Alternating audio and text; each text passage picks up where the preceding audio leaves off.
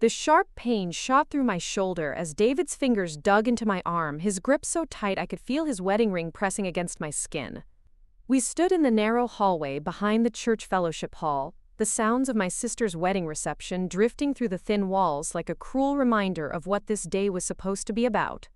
My lavender maid of honor dress, the one Amanda had specifically chosen because she said it brought out my eyes, now felt like a costume in a play I never auditioned for. Before we jump back in, tell us where you're tuning in from, and if this story touches you, make sure you're subscribed, because tomorrow I've saved something extra special for you. You're embarrassing me, Jessica, David hissed through clenched teeth, his face so close to mine I could smell the whiskey on his breath. My mother specifically asked you to step back from this ridiculous maid of honor thing. Why can't you just be reasonable for once? The fluorescent lights above us flickered, casting harsh shadows across his face, and for a terrifying moment, I didn't recognize the man I'd married 2 years ago. This wasn't the David who used to bring me coffee in bed on Sunday mornings, or the one who'd cried when I said yes to his proposal. This was someone else entirely, someone whose eyes held a coldness that made my stomach turn. "Let go of me," I whispered, my voice barely audible over the pounding of my heart. But his grip only tightened, and I knew that tomorrow I'd have bruises in the shape of his fingers. Bruises I'd have to explain away to my third-grade students who noticed everything. To understand how I ended up in that hallway, fighting with my husband over something as simple as standing beside my sister on her wedding day, I need to take you back to where it all started. My name is Jessica Mitchell Thompson, though most people just call me Jess, and I've been teaching 3rd grade at Millfield Elementary for 6 years now. I'm 28, though my students always guess I'm younger, because I still get excited about things like butterfly gardens and science experiments that make volcanoes erupt in tiny classroom demonstrations. I've always been the peacekeeper in my family, the one who smooths over arguments and finds compromises when tensions run high. My mother Carol used to joke that I could mediate a dispute between cats and dogs if given enough time and patience. Maybe that's why I became a teacher, or maybe it's just who I've always been. The person who believes that most problems can be solved with kindness and understanding. Millfield, Texas isn't a big place by any stretch of the imagination. With just over 25,000 people, it's the kind of town where everybody knows everybody, where your business becomes everyone's business whether you want it to or not, and where family reputations follow you from cradle to grave. It sits about 40 minutes outside Austin, close enough that you can drive in for a concert or dinner, but far enough away that it maintains that small-town feel where the high school football games still draw half the population on Friday nights. I grew up in a modest 2-story house on Maple Street with my younger sister Amanda and our mother Carol, after our father decided when I was 12 that family life wasn't for him anymore. Mom worked double shifts at Millfield General Hospital to keep us afloat, first as a nurse's aide and eventually working her way up to a supervisor position in the cardiac unit. She taught us early that hard work and integrity matter more than the size of your house or the brand of your clothes. Amanda, who everyone calls Mandy, is 3 years younger than me and has always been the artistic rebel of our family. Where I chose the safe path of education and stability, she followed her passion for graphic design, building a freelance business that lets her work with musicians and small businesses who appreciate her vintage-inspired aesthetic.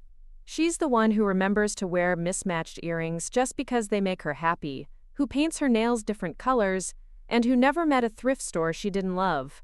We've always been close, Mandy and I, probably because we only had each other and Mom for so long.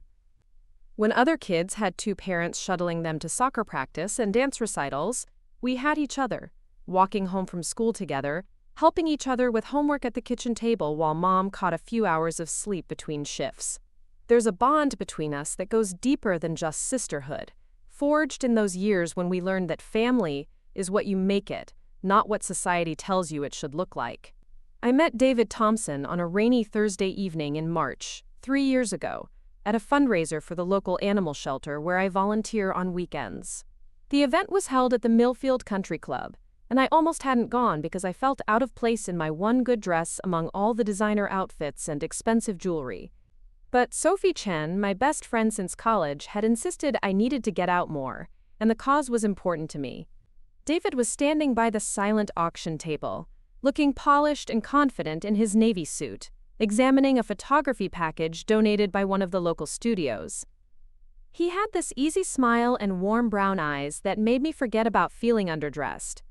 When he introduced himself, his handshake was firm but not aggressive, and he genuinely seemed interested when I told him about my work at the elementary school. "A teacher," he'd said, and his smile had widened. "That's incredible. I can't imagine having the patience for that. But it's so important, what you do. Shaping young minds and all that." We talked for over an hour that night, standing beside the auction table as the crowd swirled around us. He told me about his work selling insurance, how he was working his way up to partner at his firm, and his plans to eventually start his own agency. He asked thoughtful questions about my students, about the challenges facing public education, about my volunteer work at the animal shelter. By the time the evening ended, I found myself genuinely looking forward to the dinner date he'd asked me on. Our early relationship felt like something out of a romantic movie.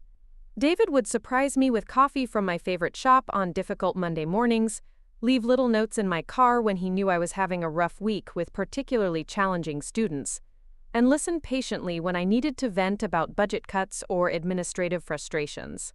He seemed genuinely interested in my world, even visiting my classroom during the school's open house and charming my students with his easy manner and willingness to participate in their science demonstrations. The Thompson family was a different story entirely. David's parents, Linda and Robert Thompson, lived in Millfield's most exclusive gated community, Prestige Estates, in a house that looked like it belonged in a magazine spread rather than a place where real people lived their daily lives.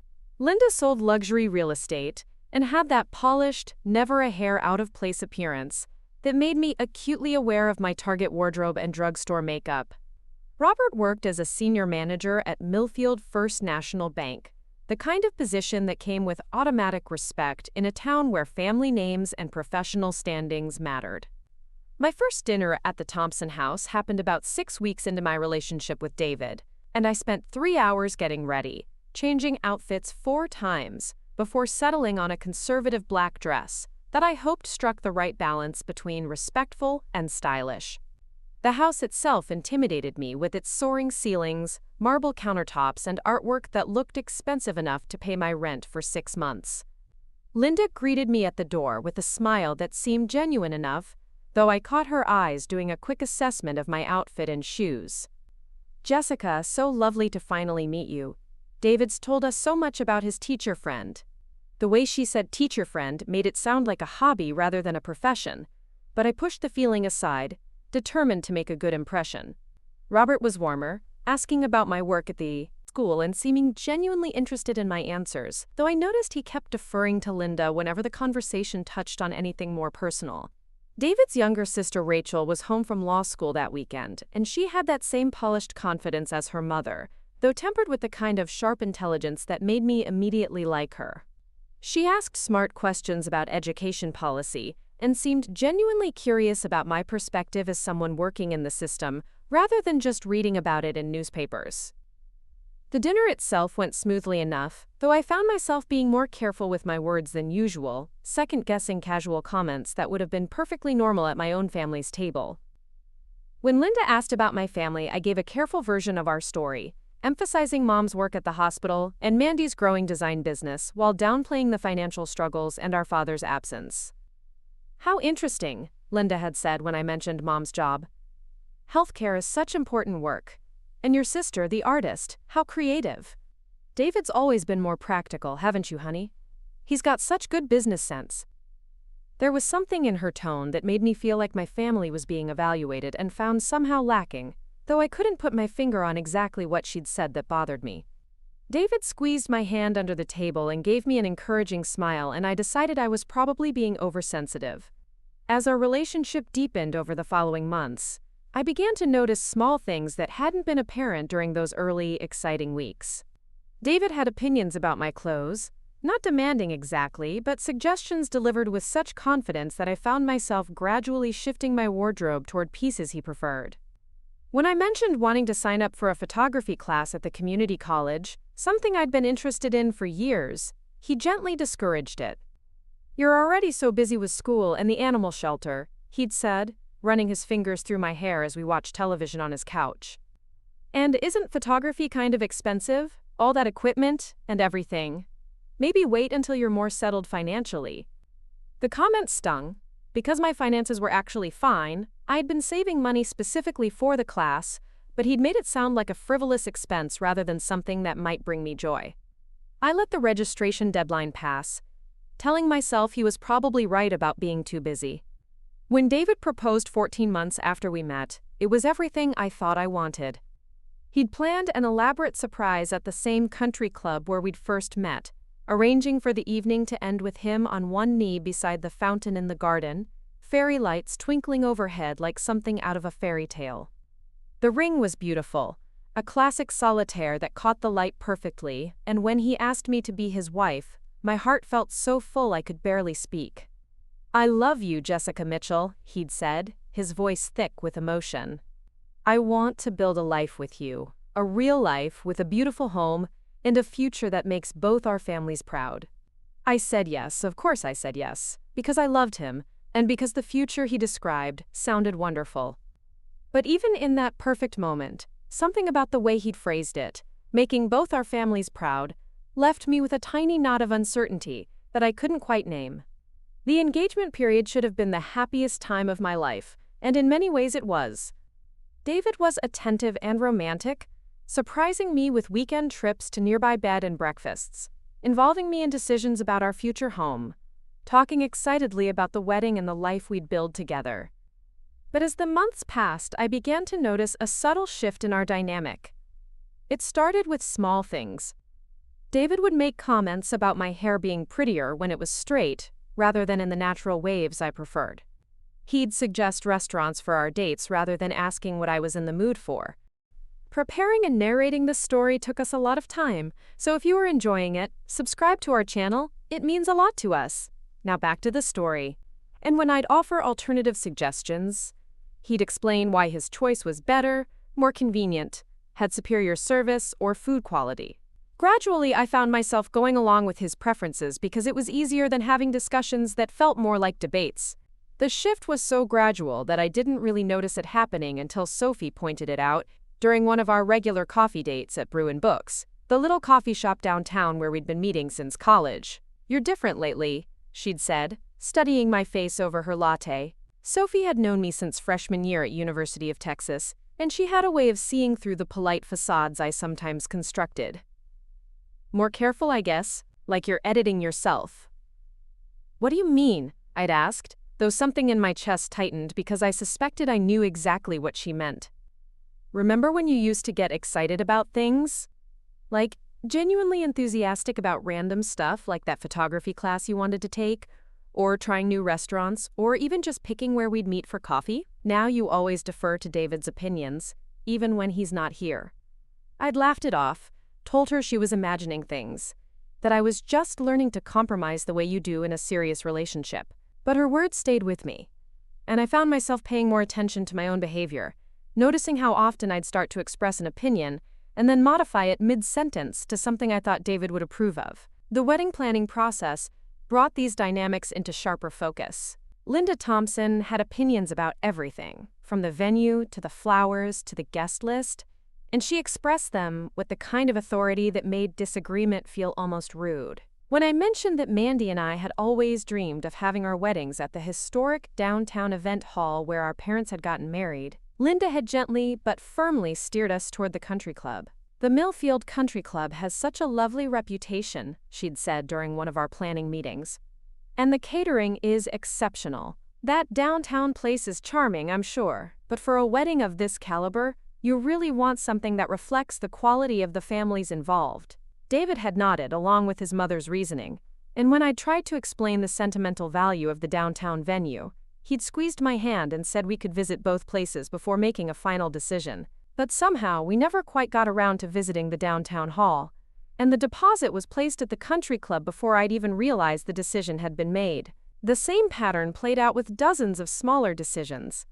My preference for wildflower arrangements was overruled in favor of more formal roses and lilies. The band I'd found, a local group that played a fun mix of country and classic rock, was replaced with a more traditional ensemble that specialized in what Linda called Appropriate reception music. Even the menu shifted from the comfort food style I'd initially requested to a more upscale selection that fit the country club's image.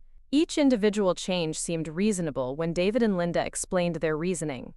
The formal flowers would photograph better and last longer in the heat. The traditional band had more experience with wedding receptions and could be counted on to keep the celebration moving smoothly. The upscale menu would impress our guests and reflect the quality of the event we were hosting. But taken together, these changes meant that our wedding was becoming something I barely recognized, something that felt more like a Thompson family event that I happened to be attending, rather than a celebration of David's and my commitment to each other. When I tried to voice these concerns to David, he assured me that the details didn't matter as much as the fact that we'd be married at the end of the day. "I just want everything to be perfect for you," he'd say, pulling me close and kissing my forehead.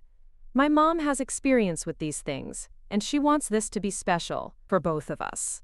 We can have all our casual parties and gatherings after we're married. This one day should be something memorable." I wanted to believe him, wanted to trust that his motivations were pure and loving. But there was something about the way these conversations always ended with me giving in, with my preferences being gently but systematically overruled, that left me feeling increasingly disconnected from what was supposed to be one of the most important days of my life. The final straw came 6 weeks before the wedding, during what was supposed to be a casual family dinner at the Thompson house. David and I had been discussing the ceremony details, specifically the wedding party, when Linda had made a suggestion that left me speechless. "I've been thinking about the wedding party arrangement," she'd said, refilling her wine glass with the kind of casual confidence that made her words sound like simple observations rather than major requests. "And I wonder if it might be more appropriate for Rachel to serve as David's best person rather than having a traditional setup. It would be so lovely to have the siblings supporting each other, and Rachel has such poise and presence."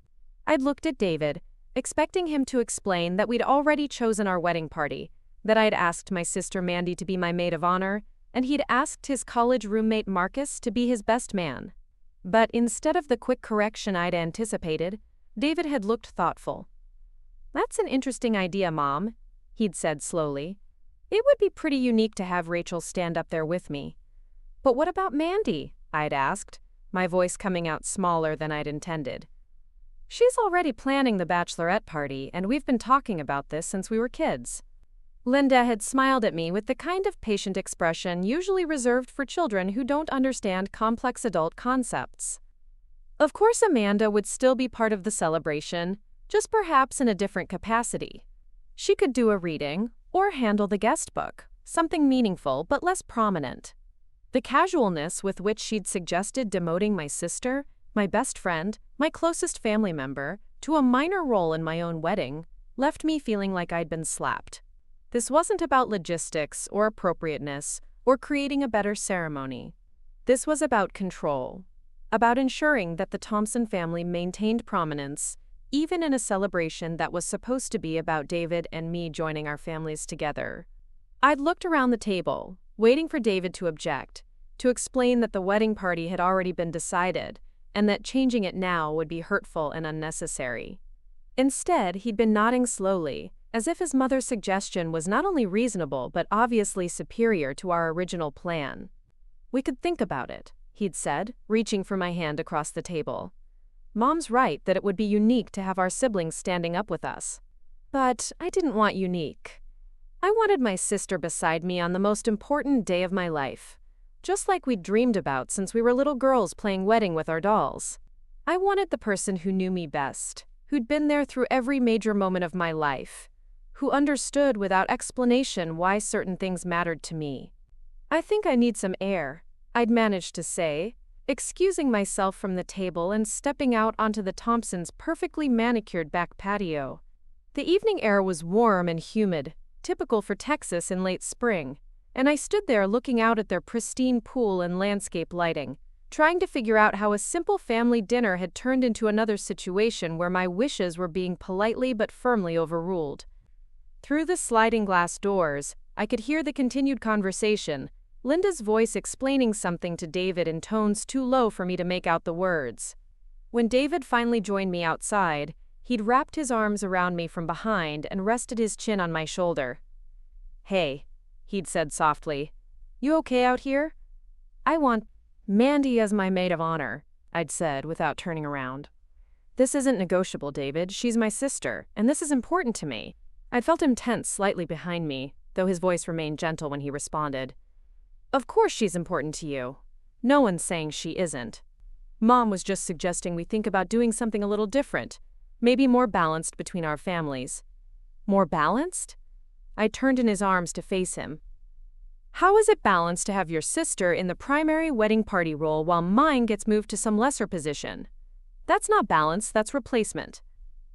David had sighed, and for the first time I'd seen a flash of something like impatience cross his face before he'd schooled his expression back to understanding concern.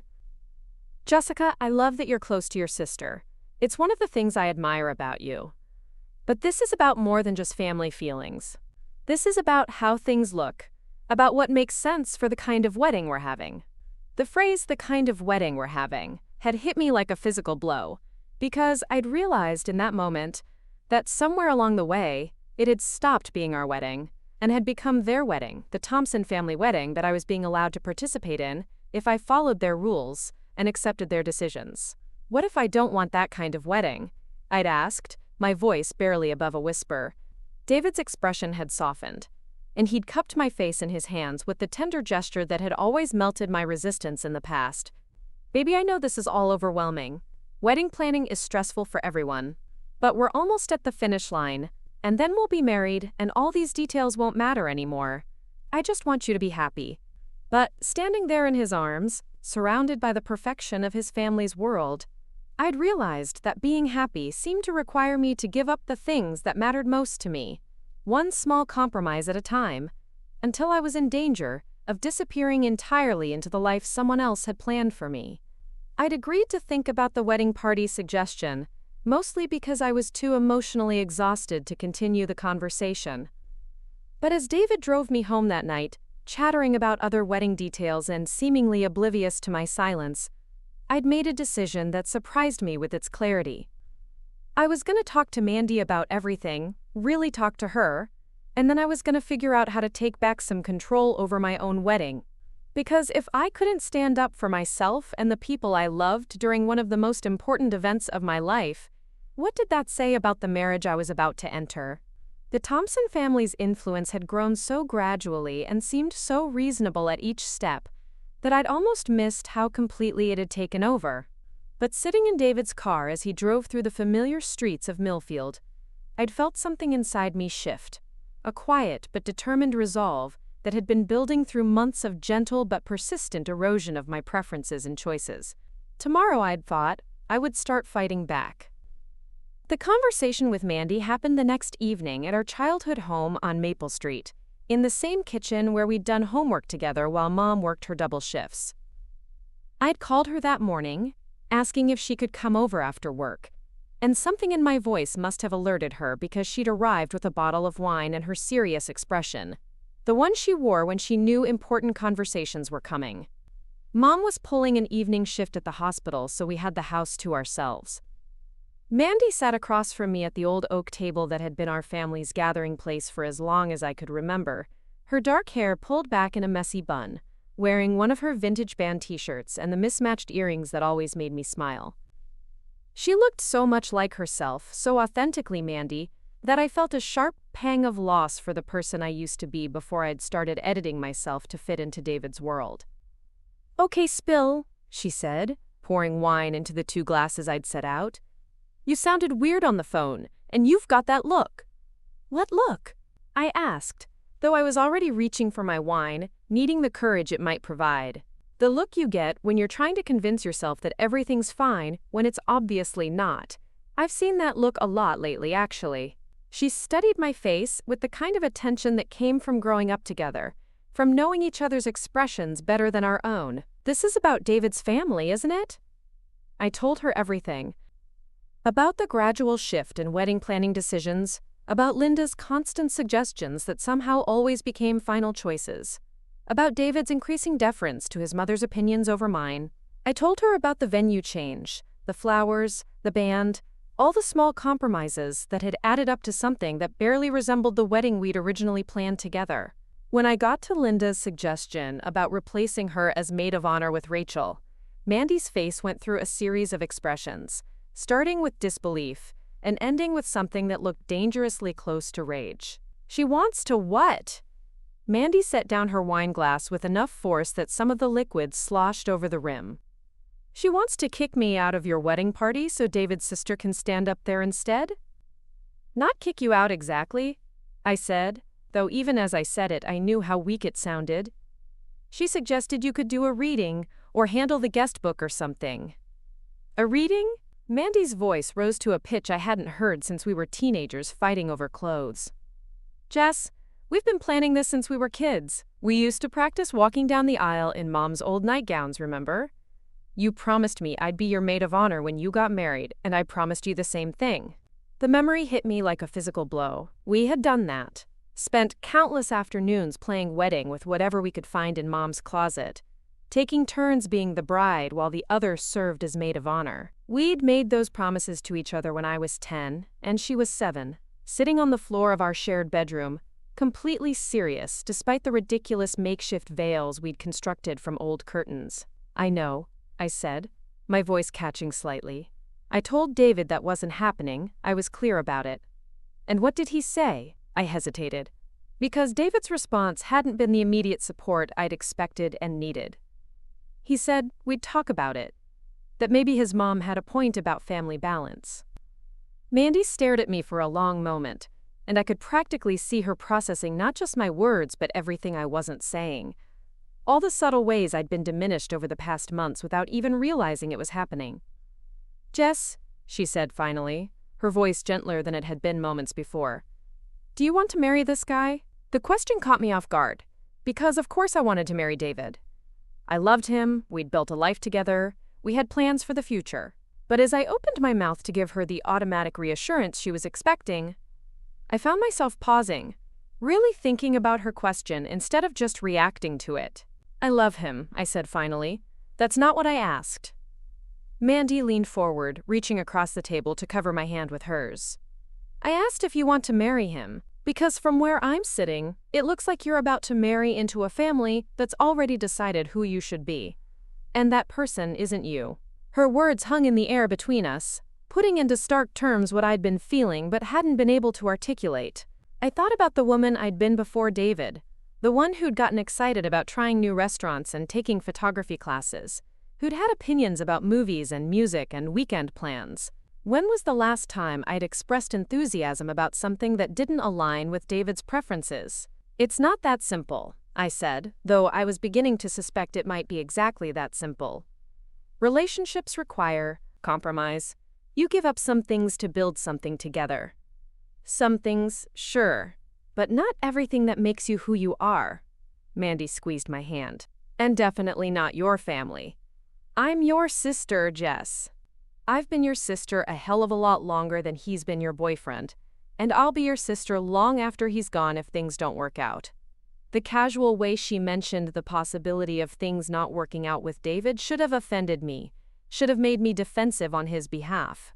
Instead, it felt like she'd given voice to a fear I'd been carrying without acknowledging. The growing worry that the man I was marrying wasn't the same person I'd fallen in love with.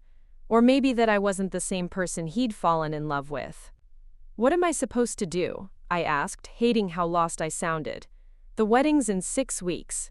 Everything's planned, deposits are paid, people have made travel arrangements. You're supposed to fight for what matters to you, Mandy said firmly. Starting with me standing beside you on your wedding day. Because that matters to both of us. And it should matter to David if he really loves you. We talked until almost midnight, working our way through the bottle of wine and most of a bag of the chocolate chip cookies Mom kept stocked in the pantry for her daughter's emergency visits. By the time Mandy left, we'd developed what she called our battle plan, though I preferred to think of it as a strategy for having productive conversations about my concerns. The plan was simple in concept, but terrifying in execution. I would have a serious conversation with David about the maid of honor situation, making it clear that this wasn't negotiable. If he pushed back or tried to convince me to compromise, I would hold firm. If Linda continued to pressure us to change the wedding party, I would address it directly with her, rather than hoping David would handle it. "You're allowed to have non-negotiables," Mandy had said as she gathered her purse and jacket. "Everyone has things that are too important to compromise on. Your sister being your maid of honor should be one of those things." I'd agreed, feeling more confident than I had in months.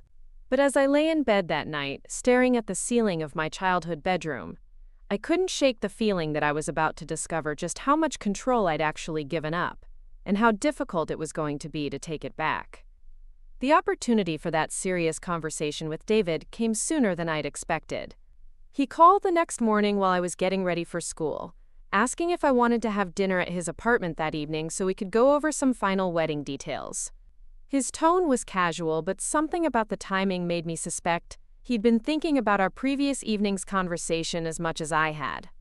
David's apartment was in one of Millfield's newer complexes, all granite countertops and stainless steel appliances.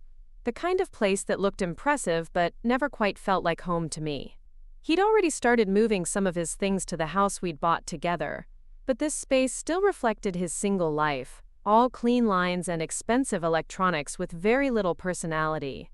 He'd ordered takeout from the upscale Italian place downtown, the one with cloth napkins and wine lists that made me feel like I should dress up just to eat there. The gesture was thoughtful, but it also felt like preparation for a conversation he expected to be difficult. The kind of evening where you soften someone up with their favorite food before delivering news they won't want to hear. "So," he said as we settled on his couch with plates of chicken marsala and glasses of wine, "I talked to my mom today about the wedding party situation." My stomach clenched immediately. I'd planned to bring up the subject myself, to take control of the conversation from the beginning. But David had beaten me to it, and his phrasing suggested that decisions had already been made without my input. "What did you talk about?" I asked, setting down my fork because I'd suddenly lost my appetite. "She feels really bad about upsetting you last night," he said, reaching over to squeeze my knee. "That wasn't her intention at all. She was just trying to think of ways to make the ceremony more meaningful for both our families." The way he'd positioned Linda as the injured party, someone who needed defending rather than someone who'd overstepped boundaries, immediately put me on edge. This wasn't starting as the conversation I'd planned to have, where I'd calmly explain my position and he'd understand why his mother's suggestion was inappropriate. "David, I need to be clear about something," I said, trying to keep my voice steady. "Mandy is going to be my maid of honor. That's not changing. It's not up for discussion or negotiation."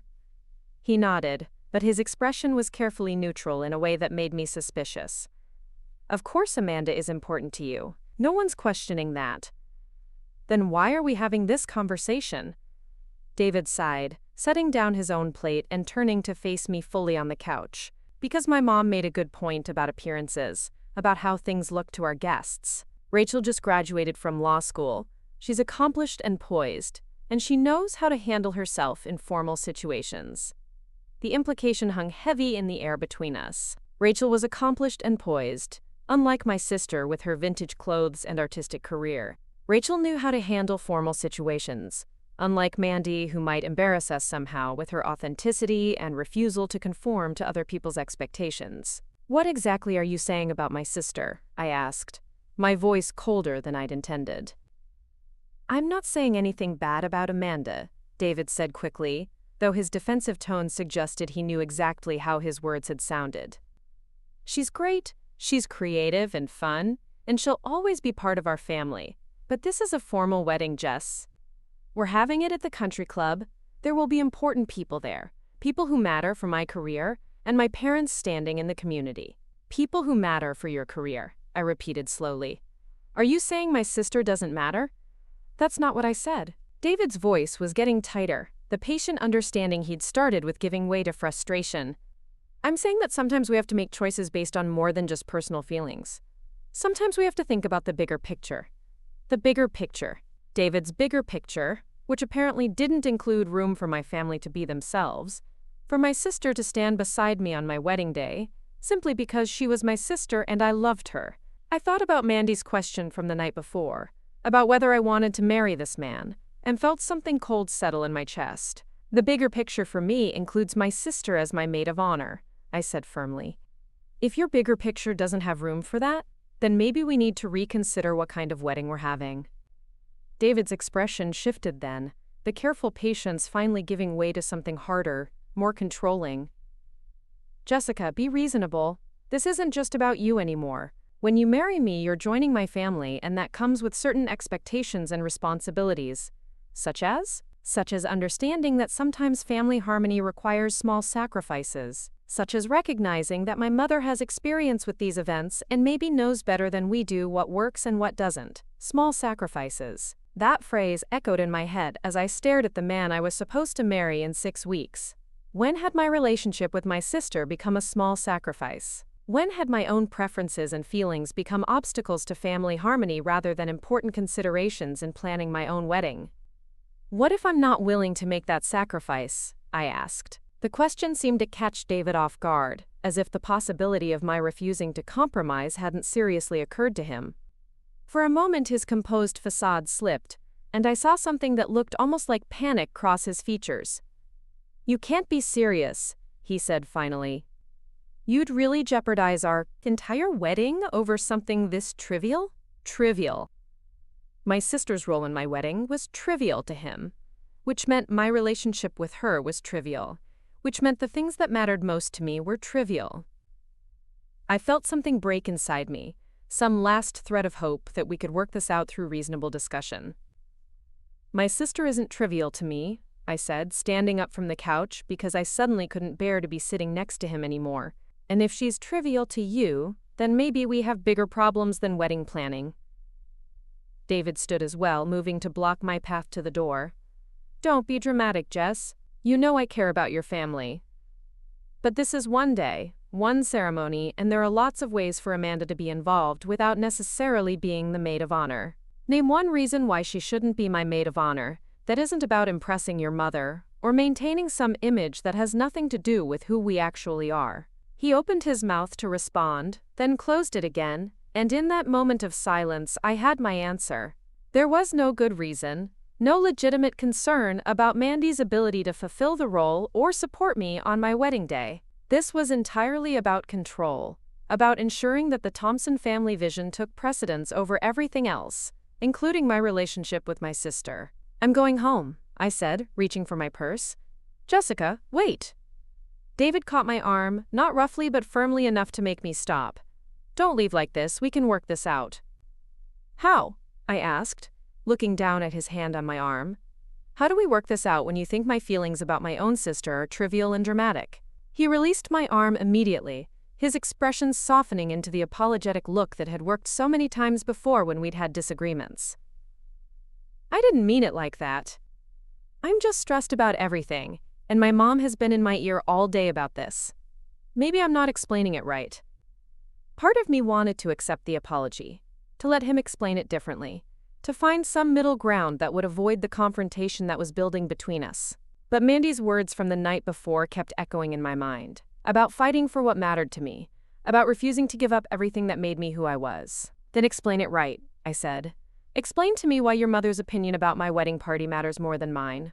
David ran a hand through his hair, a gesture I'd learned to recognize as a sign that he was struggling to find the right words to get what he wanted without looking unreasonable. "It's not that her opinion matters more, it's that she has experience with these things and she's trying to help us avoid potential problems."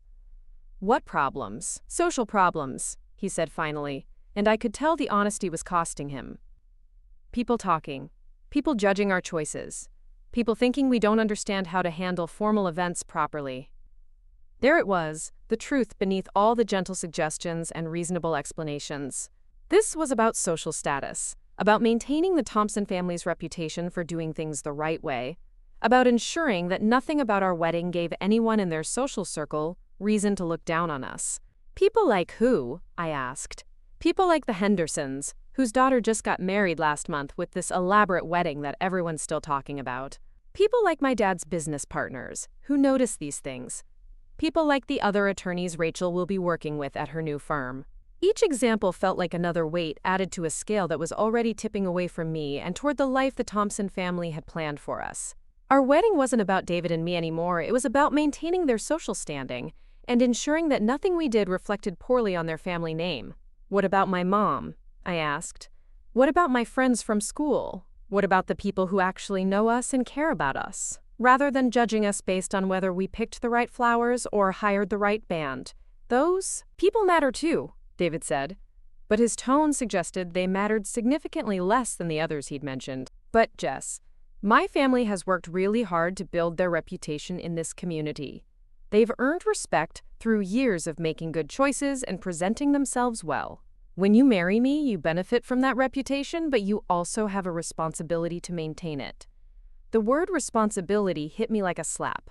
I had a responsibility to maintain the Thompson family reputation, but apparently David had no corresponding responsibility to defend my choices or support my relationship with my sister. The obligations in this marriage seem to flow in only one direction. And if I'm not willing to accept that responsibility? I asked. David's face went very still, and for a moment I saw something in his expression that I'd never seen before, something cold and calculating that made my stomach clench with sudden fear. Then maybe you're not ready to be married, he said quietly. The threat was implicit but unmistakable. Comply with his family's expectations or lose him entirely. Choose their version of respectability or face the consequences of disrupting a wedding that was 6 weeks away. With deposits paid, and guests invited, and a future planned around the assumption that I would ultimately give in. Maybe I'm not, I said, surprised by how steady my voice sounded when everything inside me was shaking. David's confident expression faltered. He'd expected his ultimatum to bring me back in line, to make me realize how much I had to lose if I continued to resist. He hadn't expected me to call his bluff. You don't mean that, he said, reaching for me again. Don't I? I stepped back, putting space between us. Because it seems like the person you want to marry is someone who puts your family's social standing ahead of her own family relationships. Someone who smiles and nods and makes choices based on what other people will think, rather than what actually matters to her. If that's who you want to marry, then you're right, I'm not ready. I left his apartment that night without another word, driving home through the familiar streets of Millfield, with my hands shaking on the steering wheel, and my mind racing through the implications of what had just happened. I'd drawn a line in the sand, made it clear that some things were non-negotiable, and David had responded by essentially threatening to call off our engagement. The house on Maple Street was dark when I arrived, Mom still at work for another few hours. I sat in my childhood bedroom, surrounded by the ribbons and medals from high school achievements, the photos of Mandy and me growing up together, the books I'd loved and the art I'd created before I'd started editing myself to fit someone else's expectations. My phone buzzed with text messages from David throughout the evening, each one a variation on the same theme. He hadn't meant to upset me. We could figure this out. Maybe he could talk to his mother about compromising. Maybe there was a way to include both Rachel and Amanda in prominent roles. But I noticed he never said the words I needed to hear. That Amanda would be my maid of honor as originally planned. That his mother's opinion didn't override mine. That he would stand up to his family's expectations when they conflicted with my needs and feelings. The next few days passed in a strange, tense limbo. David continued trying to reach me, showing up at the school during my lunch break with flowers and apologies, calling in the evenings with new suggestions for how we might restructure the wedding party to make everyone happy. But each conversation only reinforced my growing realization that he fundamentally didn't understand why this mattered to me, or perhaps didn't care enough to make it matter to him. Linda called me directly on Thursday afternoon, her voice warm and concerned as she invited me to lunch so we could clear the air about the wedding party situation. Against my better judgment, I agreed to meet her at the country club restaurant, telling myself that maybe a direct conversation would help her understand my position. The country club dining room was exactly what I'd expected. All white tablecloths and crystal glasses, filled with women who looked like variations of Linda herself. Perfectly dressed and discussing charity events and social obligations over expensive salads. I felt conspicuously out of place in my teaching clothes, a simple blouse and cardigan that suddenly seemed shabby in this environment. Linda was already seated when I arrived, wearing a silk dress that probably cost more than my monthly salary, and greeting me with a smile that seemed genuine enough. She'd ordered sparkling water for both of us and had clearly chosen a table in a quiet corner where our conversation wouldn't be overheard. "Jessica, thank you so much for coming," she said as I settled into the chair across from her. I've been so worried that you've gotten the wrong impression about my suggestions for the wedding party. Her tone was warm and concerned, the voice of a woman who genuinely cared about my feelings and wanted to resolve any misunderstandings. But something about the careful staging of this lunch, the neutral location and the private table, made me suspect this was as calculated as everything else Linda did. I appreciate you wanting to talk, I said carefully. I think there may have been some confusion about my feelings regarding the maid of honor position. Linda nodded sympathetically. Oh, I completely understand your attachment to Amanda. She's your sister, of course you want her involved in your special day. That's exactly why I thought it would be wonderful to give her a more meaningful role than just standing there during the ceremony. The way she phrased it, as if being maid of honor was somehow less meaningful than whatever alternative role she had in mind, immediately put me on guard. This wasn't going to be the straightforward conversation I'd hoped for. The maid of honor position is meaningful to me, I said. Mandy and I have planned for this since we were children. Of course, and that's sweet, Linda said, her smile never wavering. But you're not children anymore, are you? You're planning a sophisticated event that will be attended by some very important people in our community. David's career depends on making good impressions, and as his wife, your choices reflect on him as well. There it was again, the suggestion that my personal feelings were somehow childish compared to the adult concerns of social standing and professional advancement. I thought about all the times over the past months when my preferences had been gently but firmly redirected toward choices that better reflected the Thompson family's standards. What exactly are you worried Amanda might do? I asked directly. Linda looked momentarily taken aback by the bluntness of my question, but she recovered quickly. It's not about what Amanda might do, dear. It's about what works best for the overall tone and presentation of the event. But you must have specific concerns, or you wouldn't be suggesting this change. For the first time since I'd known her, Linda seemed to struggle for the right words, and I realized that her objections to Mandy were probably based on nothing more substantial than the fact that my sister didn't fit the image she wanted to project. Amanda is lovely, Linda said finally, but she's very artistic, free-spirited. Sometimes people like that can be unpredictable in formal settings. Unpredictable how? Well, you never know what they might say or do. They don't always understand the importance of maintaining proper decorum. I stared at her across the pristine white tablecloth, understanding finally that this conversation was never going to be about Mandy's qualifications or ability to fulfill the role of maid of honor. This was about Linda's prejudices against people who didn't conform to her narrow vision of respectability, about her assumption that someone who wore vintage clothes and chose an artistic career couldn't be trusted to behave appropriately at an upscale wedding. My sister is one of the most responsible, caring people I know, I said, keeping my voice level with effort. She's never done anything to suggest she wouldn't handle any situation with grace and dignity. I'm sure she's wonderful in her own way, Linda said, and the condescension in her tone made my hands clench in my lap. But Rachel has experience with formal events. She grew up attending these kinds of functions. She knows the protocols and expectations. She would ensure that everything runs smoothly. And Amanda wouldn't? Amanda might try her best, but she lacks the background and experience that really matter in these situations. The classism underlying Linda's objections was so blatant that I found myself temporarily speechless. Mandy lacked the right background, the right experience, the right breeding to stand beside me at my own wedding. Never mind that she was my sister, that she loved me, that she'd been supporting me and celebrating with me through every important moment of my life. According to Linda, none of that mattered as much as having the right social pedigree. I see, I said finally. Linda must have mistaken my quiet tone for agreement because her smile brightened. I knew you'd understand once we had a chance to talk about it properly. David was so worried that you'd be upset, but I told him that you're a sensible girl who wants what's best for your marriage. A sensible girl who wants what's best for your marriage. Not what's best for me, not what would make me happiest on my wedding day, but what's best for my marriage is defined by the Thompson family's standards and expectations. What if what's best for my marriage is having my sister as my maid of honor? I asked. Linda's smile became strained.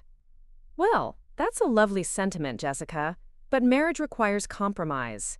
It requires putting the good of the family unit ahead of individual desires. My sister is my family too. Of course she is, dear, but she's your family of origin, not your family of choice. When you marry David, the Thompson family becomes your primary family, and their needs and expectations should take precedence. The casual way she dismissed my relationship with Mandy, reducing it to something from my past that should give way to my future obligations, made me feel physically sick. This wasn't about wedding party logistics or social protocols. This was about erasing my identity, my history, my most important relationships, in service of becoming the daughter-in-law Linda wanted. I need to think about all of this, I said, reaching for my purse. Of course, take your time, Linda said graciously. But do keep in mind that we're running out of time to make changes. If we're going to adjust the wedding party, we need to finalize those decisions soon so we can update the programs and inform the photographer. The implication was clear. Decide quickly, and decide the way we want you to, or face the consequences of disrupting carefully laid plans with only weeks to spare. It was the same pressure tactics that had been applied to every other aspect of the wedding planning. The gentle but persistent push toward compliance disguised as practical concerns about timing and logistics. I left the country club that afternoon feeling more certain than ever that Mandy had been right about fighting for what mattered to me. But I also felt the full weight of what that fight would entail, the social and family pressure that would be brought to bear if I continued to resist the Thompson family's vision for my wedding and my marriage. That evening, I called Sophie and asked if she wanted to meet for coffee. I needed to talk to someone who'd known me before David, someone who could remind me of who I used to be before I'd started second-guessing every preference and opinion I had. "You look terrible," Sophie said bluntly when she arrived at Bruin Books, sliding into the chair across from me with her usual direct honesty. What did the Thompson family do now? I told her about the lunch with Linda, about the not-so-subtle pressure to replace Mandy with Rachel, about David's ultimatum that I needed to be ready for marriage if I wanted this relationship to continue. Sophie listened without interrupting, her expression growing darker with each detail I shared. "Jesus, Jess," she said when I finished. "Do you hear yourself? Do you hear how crazy this all sounds?" "It's not crazy," I said automatically, then caught myself. "Is it? A family trying to control who stands beside you at your own wedding? A fiancé who threatens to call off the engagement because you won't comply with his mother's social preferences? Yeah, that's pretty fucking crazy." Sophie had never been one to mince words, and her bluntness was exactly what I needed to cut through the careful rationalizations and gentle manipulations I'd been subjected to for months. "But maybe they have a point about maintaining family harmony," I said, though even as I said it, I knew how weak it sounded. "Marriage is about compromise." "Compromise goes both ways," Sophie said firmly. "What are they compromising on? What are David and his family giving up to make you happy?" I opened my mouth to answer and realized I couldn't think of a single example. Every compromise had flowed in one direction. Every adjustment had been made to accommodate the Thompson family's preferences, while mine were gradually set aside as impractical or inappropriate. "Maybe I'm being too stubborn about this," I said. "Or maybe you're finally standing up for yourself after months of being slowly erased," Sophie countered. "When was the last time you got excited about something? When was the last time you made a decision based on what you wanted instead of what David's family would approve of?" The questions hit harder than I'd expected because I couldn't remember the last time I'd felt genuinely enthusiastic about anything related to my wedding or my future. Everything had become filtered through the lens of Thompson family expectations, measured against standards that had nothing to do with my own values or desires. "I love him," I said, the same response I'd given Mandy. "I know you do. But does he love you, or does he love the version of you that fits into his family's plans?" It was the question I'd been avoiding, the one that cut to the heart of everything that had been building over the past months. Did David love me for who I was? Or for who I could become if I continued to reshape myself according to his family's expectations? "I don't know anymore," I admitted, and saying the words out loud felt like stepping off a cliff. Sophie reached across the table and squeezed my hand. "Then maybe it's time to find out." The discovery happened on a Tuesday morning, 3 weeks before the wedding, in the most ordinary way possible. I was grading math tests at my desk during my planning period when my phone rang with a call from an unknown local number. Normally, I would have let it go to voicemail, but something made me answer. Miss Mitchell? This is Jennifer from Blooming Memories Florist. I'm calling because we received some conflicting information about your wedding order, and I wanted to clarify before we proceed. I set down my red pen, confused. Conflicting information about what? Well, we have your original order for the wildflower arrangements you selected. But yesterday, we received a call from someone claiming to be you, requesting a complete change to white roses and lilies. The caller provided your wedding date and venue, but when I asked for the password we established for your account, she couldn't provide it. My blood went cold. Someone called pretending to be me? Yes, and when I explained that all changes needed to come directly from you with the account password, she became quite insistent. She said there had been a family emergency that required the change, and that she was calling on your behalf as your future mother-in-law, Linda. Linda had called my florist pretending to be me, trying to override the one floral choice I'd managed to maintain throughout all the wedding planning negotiations. The wildflowers had been my small victory, the single element of the wedding that still reflected my taste rather than the Thompson family's preferences. What exactly did she try to change? I asked, though I already suspected I knew. Everything, actually. She wanted to cancel your wildflower arrangements and replace them with traditional white roses and lilies for all the bouquets, centerpieces, and ceremony decorations.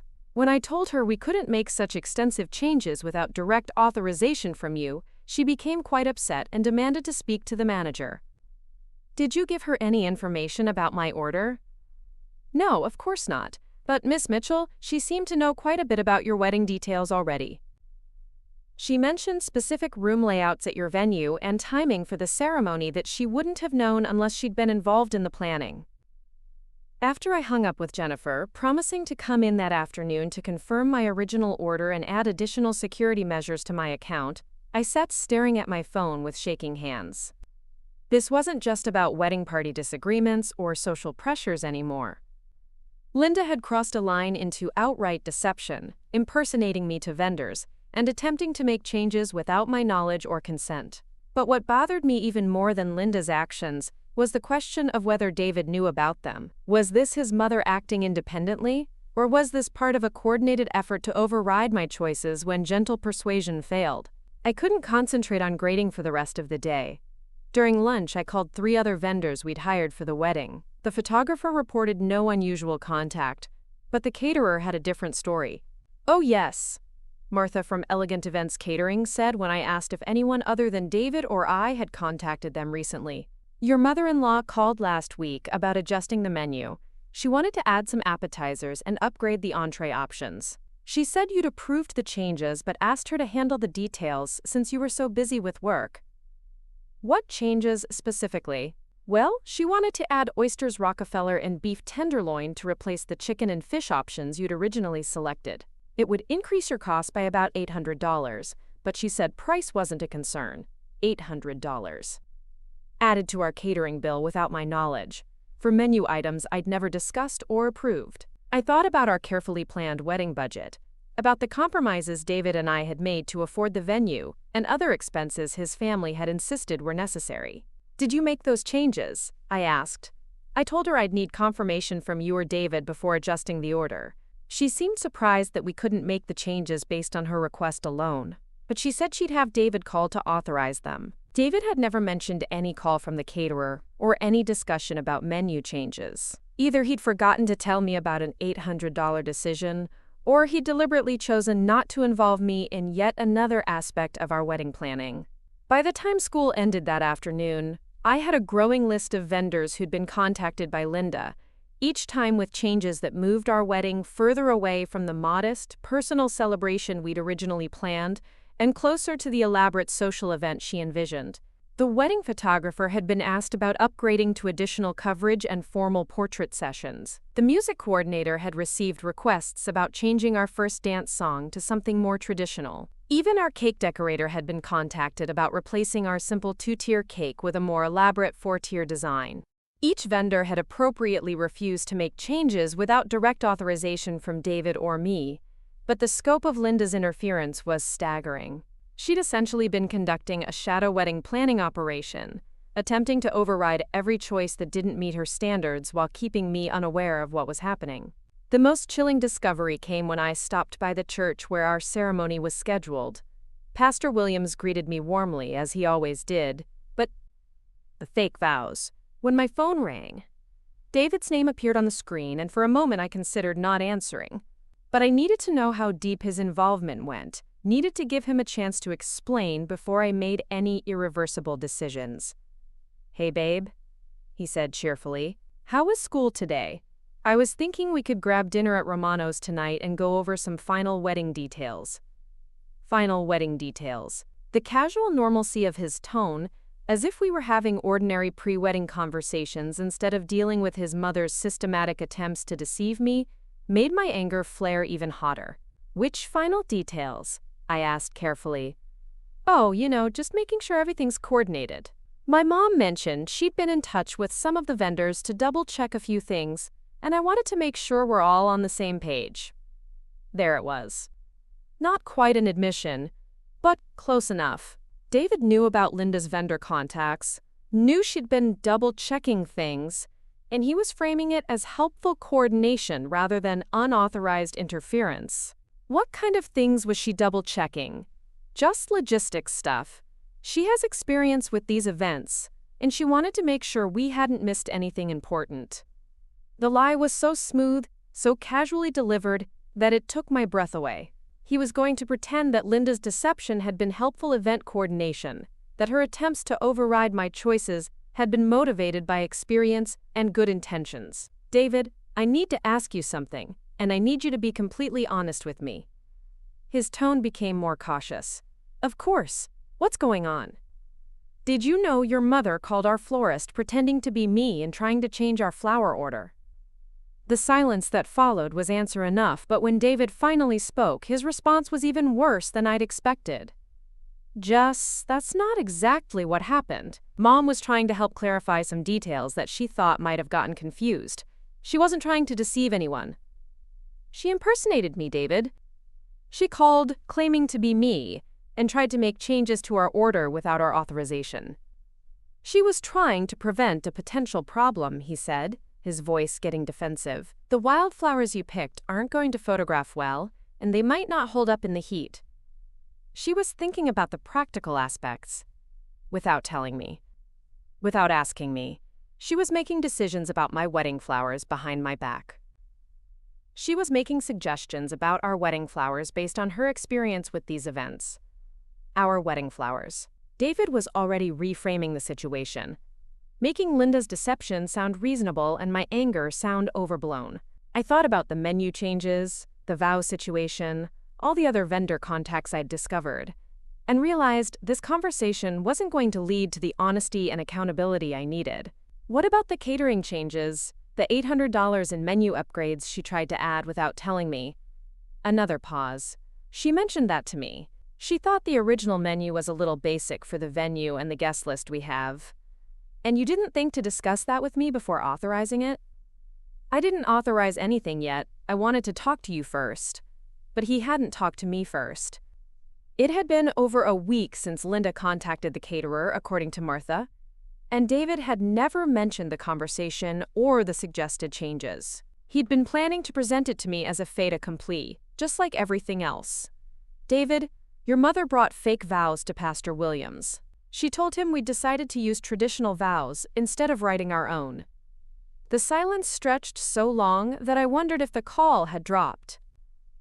When David finally spoke, his voice was strained. "She mentioned that she'd talked to Pastor Williams about ceremony options. She brought him vows, David. Specific vows that she'd written for us, including promises that I would never agree to make. She tried to arrange for me to speak words at our wedding that I've never seen and don't support. I'm sure she was just trying to help. Sometimes personal vows can be awkward or inappropriate, and she wanted to make sure we had good alternatives." The word inappropriate hit me like a physical blow. My personal vows, the promises I wanted to make to the man I loved, were potentially inappropriate in David's mind. But Linda's version, with its emphasis on obedience and submission, was apparently more suitable. "Have you seen these vows?" I asked. "Mom showed me some traditional options, yes." "And?" "And they're beautiful, Jessica.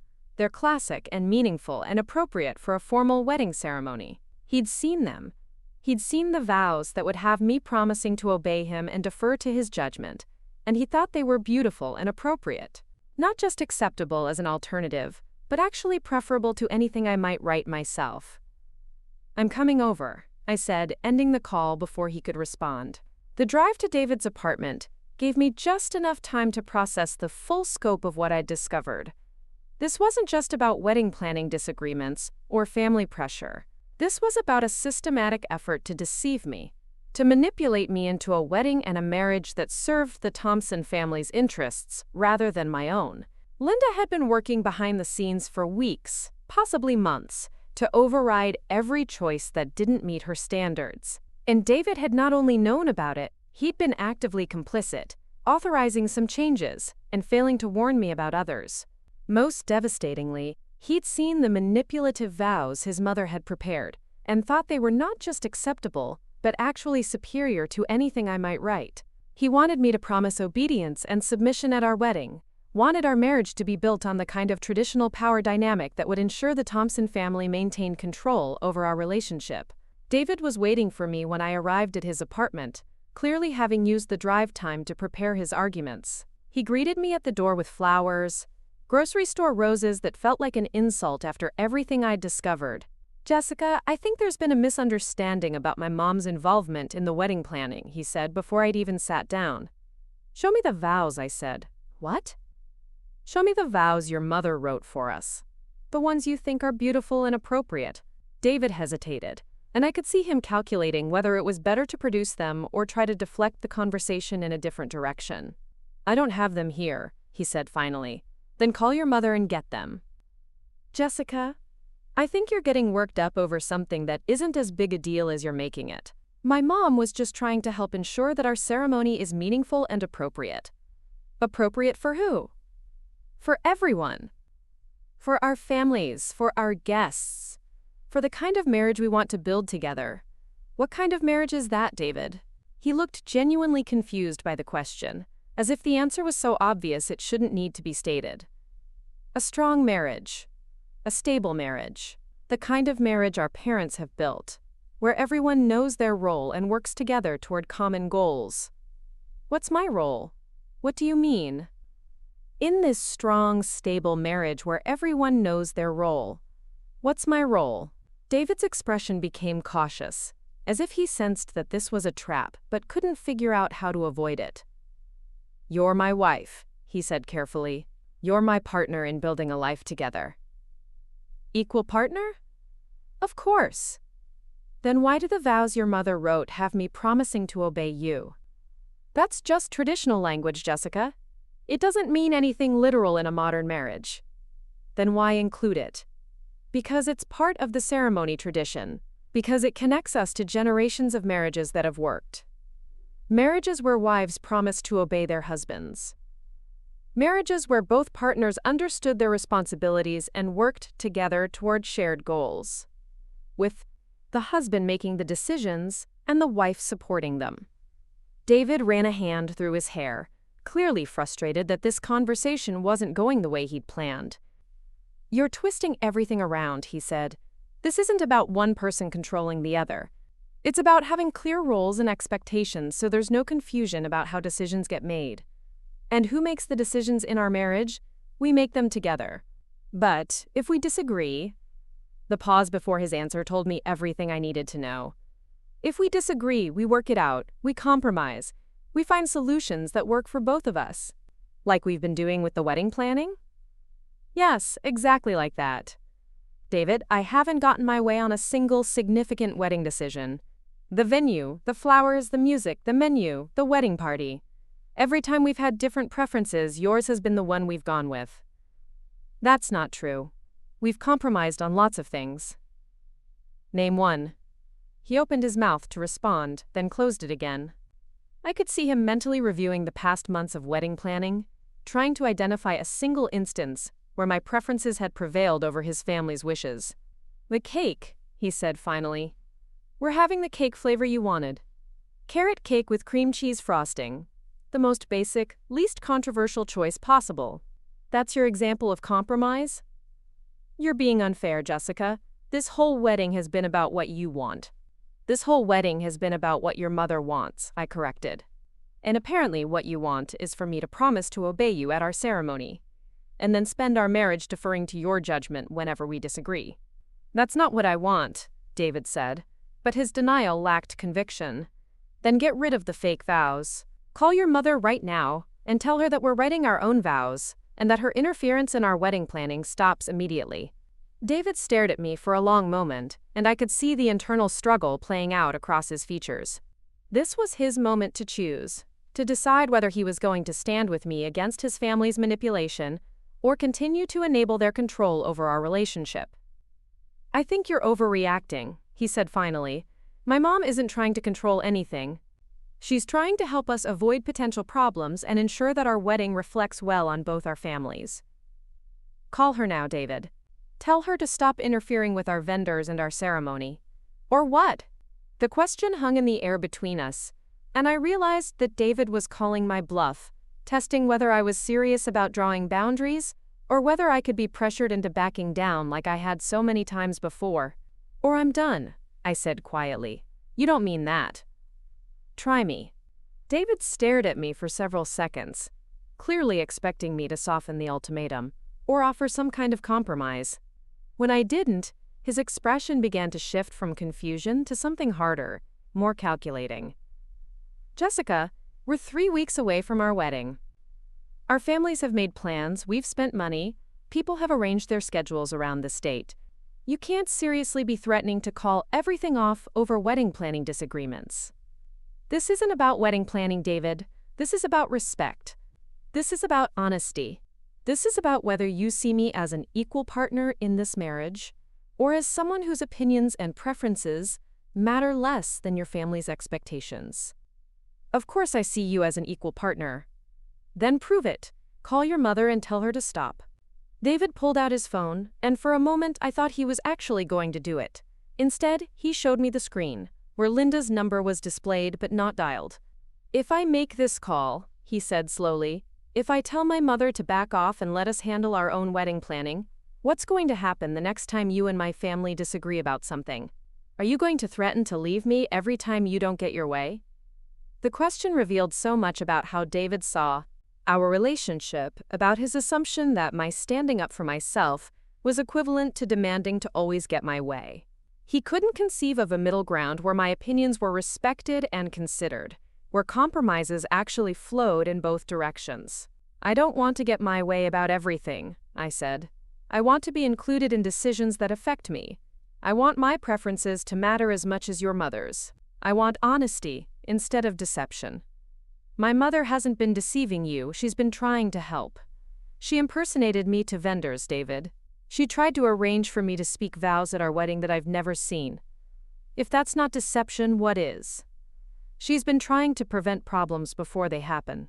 She has experience with these events that we don't have. Then why didn't she talk to me directly about her concerns instead of going behind my back?" David didn't have an answer for that, or at least not one he was willing to share.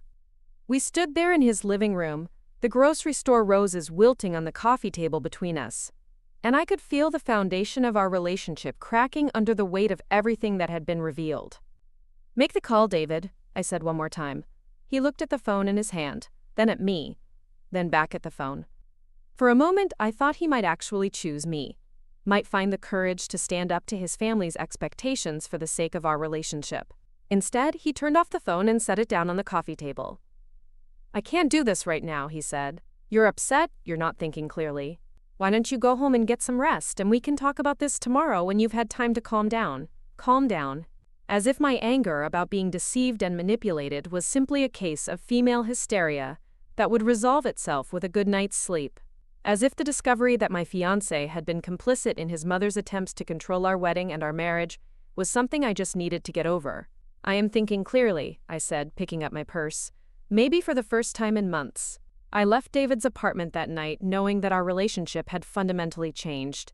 Not because of the wedding planning conflicts or even because of Linda's interference, but because of David's response to being confronted with the truth about what had been happening. He'd chosen to defend and minimize his mother's deception rather than acknowledge the harm it had caused. He'd chosen family loyalty over honesty, control over partnership, his mother's approval over my feelings and autonomy. The drive home was the longest 20 minutes of my life.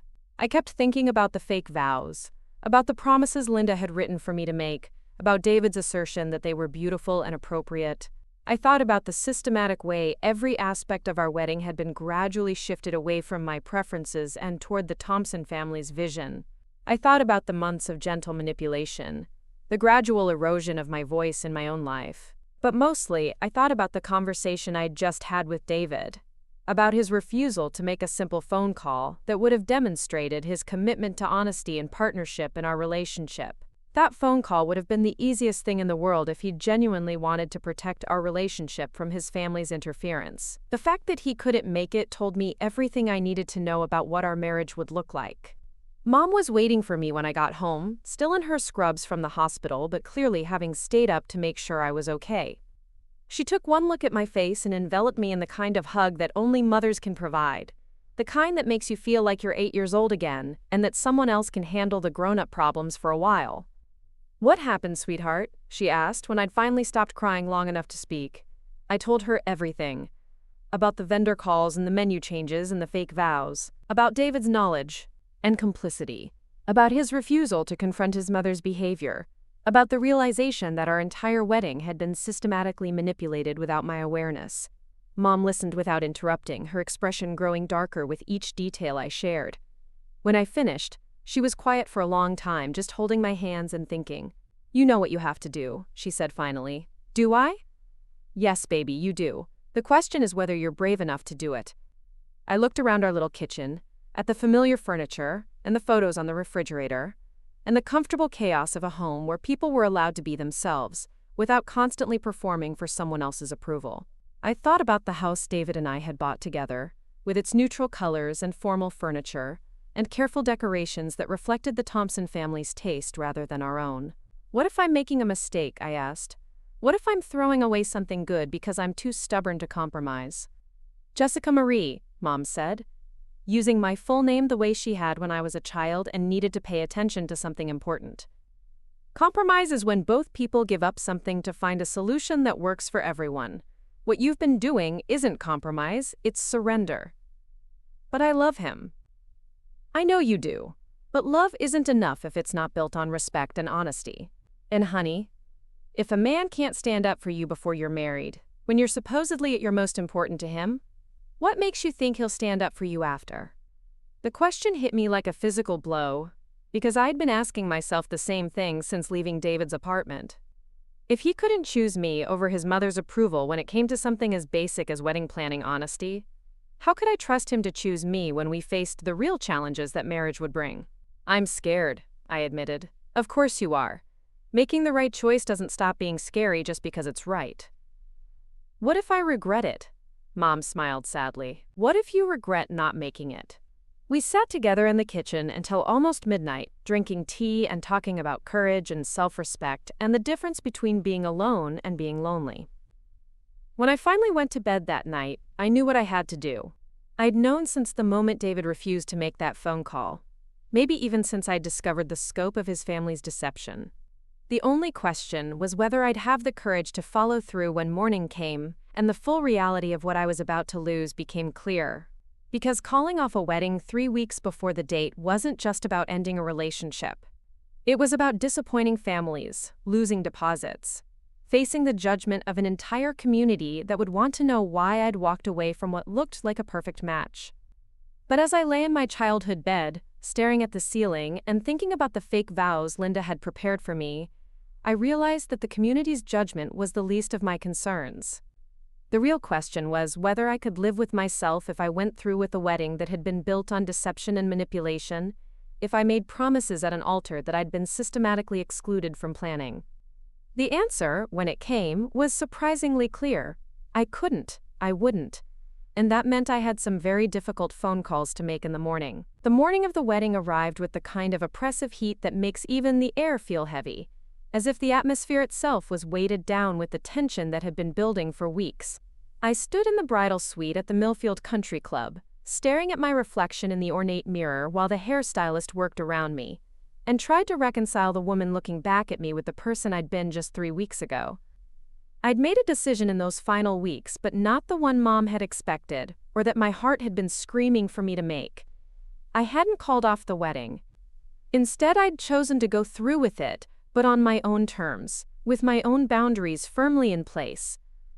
It was perhaps the most terrifying compromise I'd ever made with myself, a gamble that David would choose me when faced with an ultimatum in front of 200 guests, rather than continue enabling his mother's control.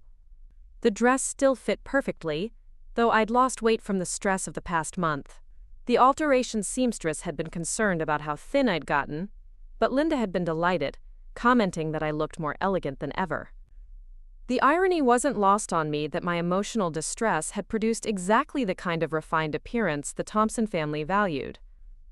Mandy sat in the corner of the bridal suite, already dressed in her lavender maid of honor gown, watching me with the careful attention of someone monitoring a patient who might need immediate intervention. She'd been my rock through everything, never once suggesting that I should call off the wedding but making it clear that she'd support whatever decision I made. When I'd told her about my plan to force the issue during the ceremony itself, she'd gone pale but nodded grimly. "Are you sure about this?" she'd asked. "Because once you draw that line in front of everyone, there's no taking it back."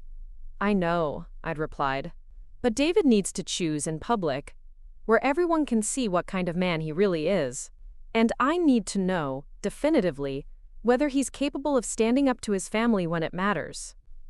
Mom was bustling around the suite, ostensibly helping with final preparations, but actually serving as my emotional support system. She'd taken the day off from the hospital, something she rarely did, because she knew I was going to need her.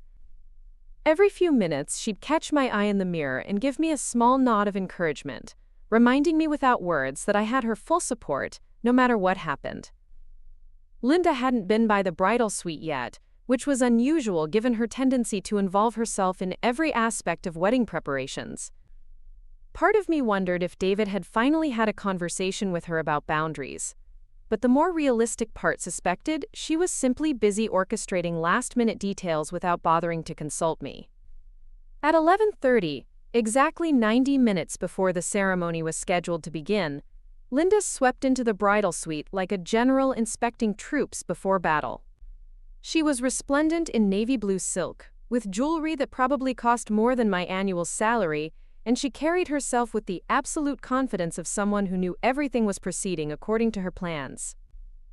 "Jessica, darling, you look absolutely stunning," she said, though her eyes were already scanning the room for details that might need her attention. "The photographer is ready for family portraits, and the florist just finished with the ceremony arrangements. Everything is proceeding beautifully." She paused, her gaze landing on Mandy with an expression that was politely neutral but somehow conveyed disapproval.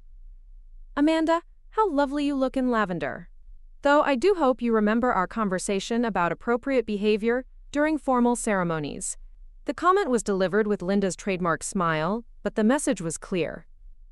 Mandy was being reminded of her place, warned to behave appropriately according to Thompson family standards, treated like a potential problem that needed managing rather than my beloved sister and closest friend. "I'm sure Amanda will be perfect," Mom said firmly, moving to stand beside Mandy in a gesture of quiet solidarity that wasn't lost on anyone in the room. Linda's smile became slightly strained. "Of course. I simply want everything to be flawless for Jessica's special day." "Our special day," I corrected quietly. "This is David's wedding, too." "Naturally," Linda said, though something in her tone suggested she viewed David's role as somewhat secondary to the broader family event she'd orchestrated. "David is downstairs with his groomsmen, looking very handsome. He's so excited to make you his wife." The possessive language made my skin crawl. Make me his wife, as if I was something to be claimed rather than someone choosing to enter into a partnership. But I simply nodded and tried to look appropriately bridal while my stomach churned with anticipation of what was coming. Now, Linda continued, pulling out her ever-present notebook, I've made a few small adjustments to the processional order that I think will improve the overall flow of the ceremony. My hands stilled in my lap. What kind of adjustments? Nothing major, Linda assured me, though her carefully casual tone suggested otherwise. I've simply rearranged things so that Rachel will escort David down the aisle, and Amanda can follow with the other bridesmaids. It creates better visual symmetry and ensures that the family representation is properly balanced. The room went completely silent. This was it, the moment I'd been preparing for, the final attempt to remove Mandy from her rightful place beside me. Linda had waited until the morning of the wedding, until it would be maximum chaos to resist, to make her move. That's not happening, I said, my voice steady despite the adrenaline flooding my system. Linda's smile never wavered, but something shifted in her eyes. I'm sorry, dear. Mandy is my maid of honor. She walks down the aisle last before me, just as we planned. That's not changing. Jessica, I understand your attachment to Amanda, but we've discussed this extensively. Rachel's participation as David's escort creates a more appropriate balance for the ceremony. We haven't discussed anything, I said, standing up despite the hairstylist's protests. You've made demands and expected compliance. But this is my wedding, and Mandy is my maid of honor. For the first time since I'd known her, Linda looked genuinely taken aback. She'd clearly expected me to fold under pressure, to give in, rather than cause a scene on my wedding day. The fact that I was standing up to her in front of witnesses seemed to genuinely shock her. I think you're being quite unreasonable, she said, her polished composure beginning to crack. This is a family celebration, and family harmony should take precedence over individual preferences. My sister is my family too, I replied. And she's going to be my maid of honor today, whether you approve or not. Linda's expression hardened. I see. Well, I suppose we'll have to discuss this with David and see what he thinks about disrupting carefully laid plans for the sake of stubbornness. The threat was unmistakable. She was going to involve David, expecting him to pressure me into compliance the way he had so many times before. This was exactly what I'd been hoping for, the opportunity to force him to choose sides in front of everyone. But my heart was still pounding as Linda swept out of the bridal suite to find her son. Well, Mandy said into the silence that followed, that went about as well as expected. Mom was staring at the door Linda had exited through, her expression thoughtful. She's not used to being told no, she observed, especially not by someone she sees as subordinate to her authority. What do you think she'll do? I asked. Whatever she thinks will work, Mom replied grimly. But honey, you've started something that can't be stopped now. You need to be prepared for David to choose his mother over you. I nodded, though the thought made me feel physically sick. Everything I'd been building toward, everything I'd been hoping for, depended on David finding the courage to stand up to his family when confronted with a clear choice. If he chose them, if he prioritized their expectations over my feelings and autonomy, then I'd have my answer about what our marriage would look like. 20 minutes later, David appeared in the doorway of the bridal suite, looking handsome in his black tuxedo but clearly agitated. His hair was slightly mussed, as if he'd been running his hands through it, and there was a tightness around his eyes that suggested he was under considerable stress. Jessica, can I talk to you privately for a minute? He asked, though his tone made it clear this wasn't really a request. Whatever you need to say, you can say in front of my family, I replied, gesturing to Mom and Mandy. David's jaw tightened slightly. This is about our wedding, about decisions that affect both of us. I think we should discuss it alone. The decision about who serves as my maid of honor affects me, I said firmly. And I've already made it. Mandy is my maid of honor, just as we originally planned. Jessica, be reasonable. My mother has put a lot of work into making this day perfect, and asking her to accommodate last-minute changes isn't fair to her or to the other people involved in the ceremony. Last-minute changes. David was framing my insistence on keeping my sister as my maid of honor as a last-minute change. as if Linda's attempts to replace her were the original plan rather than unauthorized interference. "There are no last-minute changes," I said clearly. "Mandy has always been my maid of honor. Your mother's suggestions don't alter that." "My mother's suggestions are based on experience and good judgment," David replied, his voice getting sharper. "She understands the logistics and protocol involved in formal ceremonies better than we do." "Protocol," I repeated. "Is that what this is about?" "Making sure we follow proper protocol. It's about making sure everything goes smoothly and appropriately. It's about respecting the effort that's gone into planning this event and the people who will be attending it." David was doing exactly what I'd expected, prioritizing appearances and social expectations over my feelings and preferences. But hearing him do it, seeing him choose his mother's version of appropriateness over my clearly stated wishes, still felt like a betrayal that cut deeper than I'd anticipated. "What about respecting me?" I asked. "What about respecting my relationship with my sister?" "Of course I respect your relationship with Amanda," David said, though his tone suggested he considered the question unfair. "But this isn't about your relationship with her. This is about making smart choices for our wedding ceremony." "Smart according to who?" "Smart according to people who understand these situations, Jessica. Smart according to my mother, who has experience with formal events and social expectations that we don't have." There it was, the fundamental assumption that had been underlying all of our wedding planning conflicts. Linda's opinion mattered more than mine because she had experience and social standing that I lacked. My preferences were naive and uninformed, while hers were sophisticated and appropriate. "I see," I said quietly. "So your mother's experience trumps my feelings about my own wedding." "It's not about trumping anything," David said, clearly frustrated that I wasn't accepting his reasoning. "It's about making decisions based on more than just emotions. It's about thinking practically about what works best for everyone involved. What works best for everyone, or what works best for your family." David's expression shifted, and for a moment I saw something that looked almost like panic cross his features. "Jessica, we're an hour away from our ceremony. This isn't the time for dramatic confrontations about wedding party logistics." Dramatic confrontations. David was dismissing my stand for my sister's role as dramatic, as if my refusal to be manipulated was somehow unreasonable behavior that reflected poorly on me rather than on the people trying to manipulate me. "Then make it simple," I said. "Tell your mother that Mandy is my maid of honor, and that's final." "I can't do that." The words hung in the air between us, and I felt something break inside my chest. David couldn't stand up to his mother for me. Even on our wedding day, even when faced with a direct choice between her demands and my clearly stated wishes, he couldn't choose me. "You can't," I repeated slowly. "Or you won't." "Jessica, please don't make this harder than it needs to be. We can work this out. We can find a compromise that makes everyone happy." "What compromise? What middle ground is there between my sister being my maid of honor and your sister replacing her?" David ran a hand through his hair again, clearly searching for some solution that would allow him to avoid choosing sides. "Maybe they could both have special roles. Maybe we could adjust the ceremony to include both of them prominently." "David, listen to me very carefully," I said, standing up and facing him directly. "I am not negotiating about this. Mandy is my maid of honor. That's not changing, regardless of what your mother wants or what compromises you think might work. The only question is whether you're going to support me or continue to prioritize your mother's preferences over mine."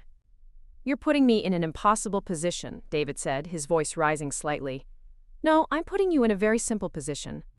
You can choose to support your wife on her wedding day, or you can choose to support your mother's attempts to control our ceremony. Those are your options." "Jessica, you're being unreasonable." "Am I? Is wanting my sister beside me on my wedding day unreasonable? Is expecting my fiancé to support my clearly stated wishes unreasonable?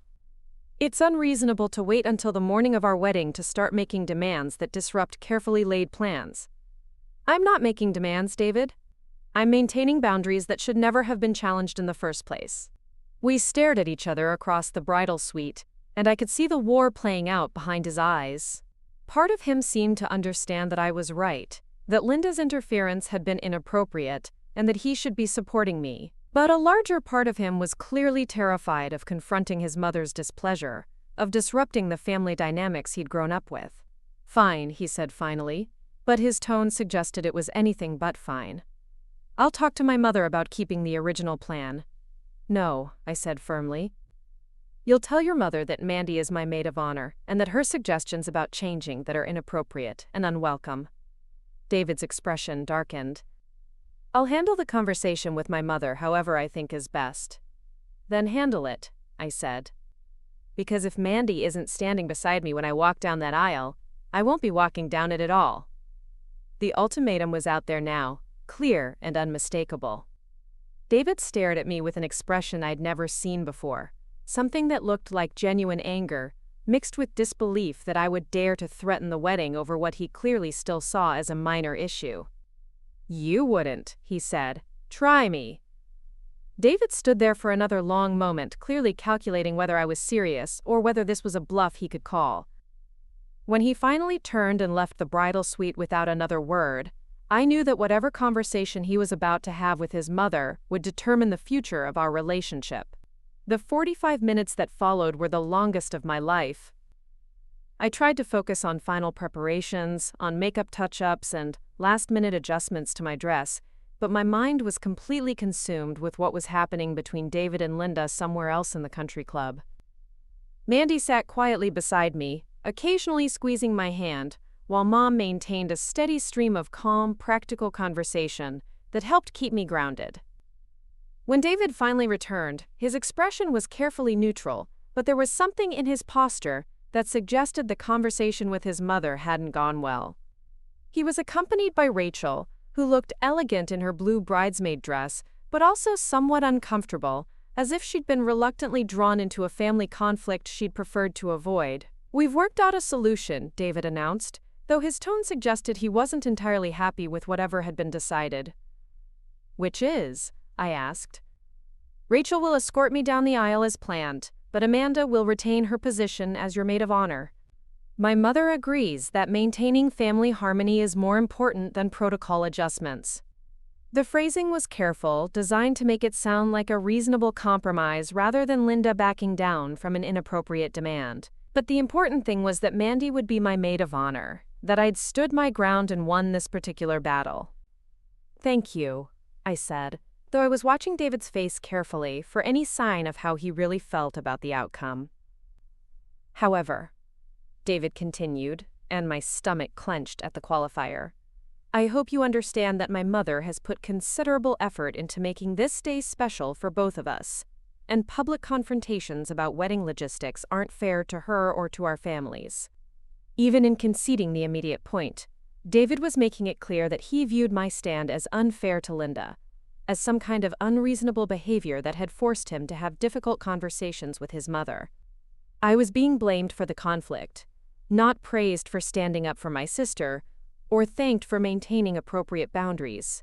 "I understand," I said quietly, though what I understood was that David still fundamentally didn't grasp why his mother's behavior had been inappropriate, or why I'd been justified in refusing to accept it. The remainder of the pre-ceremony preparation passed in a tense calm. The photographer arrived to take family portraits, and Linda appeared with a brilliant smile and perfect composure, as if the morning's conflict had never happened. She posed graciously with our families, complimented my appearance, and made appropriate conversation about the beauty of the day and the significance of the occasion. But there was something in her eyes when she looked at me, a cold assessment that hadn't been there before. I'd challenged her authority and won, at least temporarily, and she was reevaluating me as an opponent rather than someone who could be easily managed through charm and social pressure. As the ceremony time approached, the bridal party gathered for final instructions and last-minute adjustments. Mandy stood beside me in her lavender dress, looking beautiful and composed despite the morning's drama, and I felt a surge of gratitude that she was here, that I'd fought for her presence and won. "You ready for this?" she whispered as we prepared to make our way to the ceremony space. "As ready as I'll ever be," I whispered back, though I wasn't sure what exactly I was ready for. The ceremony itself, yes, but also whatever came after, whatever our marriage would look like now that David and I had established these particular battle lines. The ceremony space was everything Linda had envisioned and more. The country club's event room had been transformed with white roses and elegant drapery, crystal chandeliers casting warm light over perfectly arranged seating for 200 guests. It was beautiful, undeniably so, though it bore little resemblance to the more intimate personal celebration I'd originally imagined. As the processional music began and the bridesmaids started their walk down the aisle, I caught sight of David standing at the altar with Pastor Williams. He looked handsome and composed, every inch the successful young man his family had raised him to be, but there was something in his posture that suggested he was still tense from the morning's confrontations. Rachel walked down the aisle with graceful elegance, taking her place beside the groomsmen, with the kind of poise that Linda valued so highly. Then it was Mandy's turn, and my heart swelled with pride as my sister walked down the aisle with quiet dignity, taking her rightful place as my maid of honor. But as I prepared to begin my own walk down the aisle, arm in arm with my uncle who'd agreed to escort me, I noticed commotion near the back of the ceremony space. Linda was speaking intensely to someone just outside the main doors, her usually perfect composure showing cracks of agitation. The music shifted to the bridal processional, and I began my walk down the aisle, trying to focus on David's face rather than whatever drama was unfolding behind me. But as I reached the halfway point, Linda suddenly appeared beside the center aisle, moving to intercept me with an urgency that made several guests turn to stare. "Jessica," she said in a voice that was carefully controlled but clearly strained, "there's been a small issue with the ceremony order that needs immediate attention. Ball." Stopped walking, my uncle's arm tightening protectively around mine as Linda moved closer. The music continued playing, but I could feel the attention of 200 guests focused on us, could sense that something was happening that was outside the normal flow of wedding ceremony protocol. "What issue?" I asked, though my heart was already racing with the certainty that this was another attempt to control the ceremony at the last possible moment. "The officiant has some concerns about the processional order," Linda said, her voice pitched to carry to nearby guests while still maintaining an appearance of calm discussion. "He feels that having both Rachel and Amanda in prominent roles might be confusing for the ceremony photography and videography." It was a lie, obviously and transparently a lie, because I'd spoken with Pastor Williams myself about the ceremony order and he'd expressed no concerns about anything. But Linda was making this play in front of 200 guests, calculating that I wouldn't be willing to call her out publicly and create a scene at my own wedding. "The ceremony order is fine," I said firmly, loud enough for the nearby guests to hear clearly. "Mandy is my maid of honor, and that's not changing." "Jessica, please be reasonable," Linda said, moving even closer and reaching out as if to take my arm. "These are minor adjustments that will improve the overall ceremony experience for everyone." Before Linda could touch me, David suddenly appeared beside us, having apparently left his position at the altar when he saw what was happening. His face was flushed with what looked like embarrassment and anger, though I couldn't tell which of us was the target of those emotions. "Mom, we discussed this," he said in a low voice that was clearly intended to end the conversation quickly and quietly. "David, the officiant specifically requested these adjustments," Linda insisted, maintaining her fiction even though Pastor Williams was clearly visible at the altar, looking confused by the delay but showing no signs of having made any requests about ceremony order. "The officiant requested nothing," I said clearly, my voice carrying across the silent ceremony space. "This is another attempt to remove my sister from her role as my maid of honor, and it's not happening." A murmur went through the assembled guests as they began to understand that they were witnessing a family conflict rather than a minor logistical adjustment. David's face went pale as he realized that his mother's latest attempt at control was playing out in front of everyone we knew. "Jessica, please," he said, reaching for my hand. "Let's handle this quietly." "I am handling this quietly," I replied. "I'm stating clearly that my sister is my maid of honor and walking down this aisle to marry you. Your mother is the one creating a scene." David's expression shifted, and I saw the moment when he made his choice. Instead of standing with me, instead of publicly supporting my clearly stated boundary, he turned to Linda with a pleading expression. "Mom, please, not here, not now." The weakness in his voice, the way he was begging his mother to stop rather than firmly telling her to stop, revealed everything I needed to know about what our marriage would look like. David would never stand up to his family for me. Even here, Even now, when their behavior was disrupting our own wedding ceremony, he couldn't find the strength to choose me. "I think we need to discuss this as a family," Linda said, clearly sensing that David was still wavering and that she might be able to pressure him into compliance if she could get us away from the public scrutiny of our guests. "We're not discussing anything," I said firmly. "Mandy is my maid of honor. That's final." Linda's composed facade finally cracked completely. "Young lady, you are being incredibly selfish and disrespectful. This is a family celebration, and your behavior is ruining it for everyone." The accusation hung in the air between us, and I could feel the attention of 200 guests focused on how I would respond. Linda was counting on my instinct to avoid conflict, to apologize and back down rather than continue to resist in such a public forum. Instead, I looked directly at David. "Are you going to let your mother speak to me that way?" David's face went through a series of expressions, and I could see him struggling with the choice he was being forced to make. Stand up to his mother and support his bride, or continue to enable her behavior and hope I would eventually give in. "Jessica, my mother didn't mean it that way," he said finally. "She's just stressed about everything going perfectly." It wasn't support, it wasn't protection. It was another excuse, another rationalization for behavior that should have been unacceptable to him. David was choosing his mother's feelings over mine, even here, even now, in front of everyone we knew. "Actually, I meant it exactly that way," Linda said, apparently deciding that subtlety was no longer necessary. "Jessica is being selfish and stubborn, and someone needs to tell her so." That's when David reached for my arm. Not gently, not romantically, but with a firm grip that was clearly intended to physically move me away from the confrontation and into compliance with his family's demands. "We're going to step aside and handle this privately," he said, his fingers digging into my arm through the delicate fabric of my wedding dress. The pain was sharp and immediate, but what shocked me more was the realization that my fiancé was physically trying to force me to comply with his mother's demands. This wasn't gentle persuasion or even heated argument. This was physical coercion, an attempt to literally drag me away from my own wedding ceremony because I'd refused to surrender my sister's role to his family's preferences. "Let go of me," I said, my voice cutting through the murmur of confused guests. "Jessica, don't make this worse than it already is," David said, his grip tightening rather than loosening. In that moment, with David's fingers digging into my arm and Linda watching with satisfaction as her son finally took physical action to enforce her will, I understood everything I needed to know about what my marriage would be like. This was my future. Being physically compelled to comply with Thompson family expectations, being blamed for any resistance I offered, being isolated from my own family when they conflicted with David's family's preferences. "I said let go of me," I repeated, louder this time, and when David's grip still didn't loosen, I pulled away from him hard enough that several guests gasped audibly. David stared at me with shock, and something that looked like genuine anger.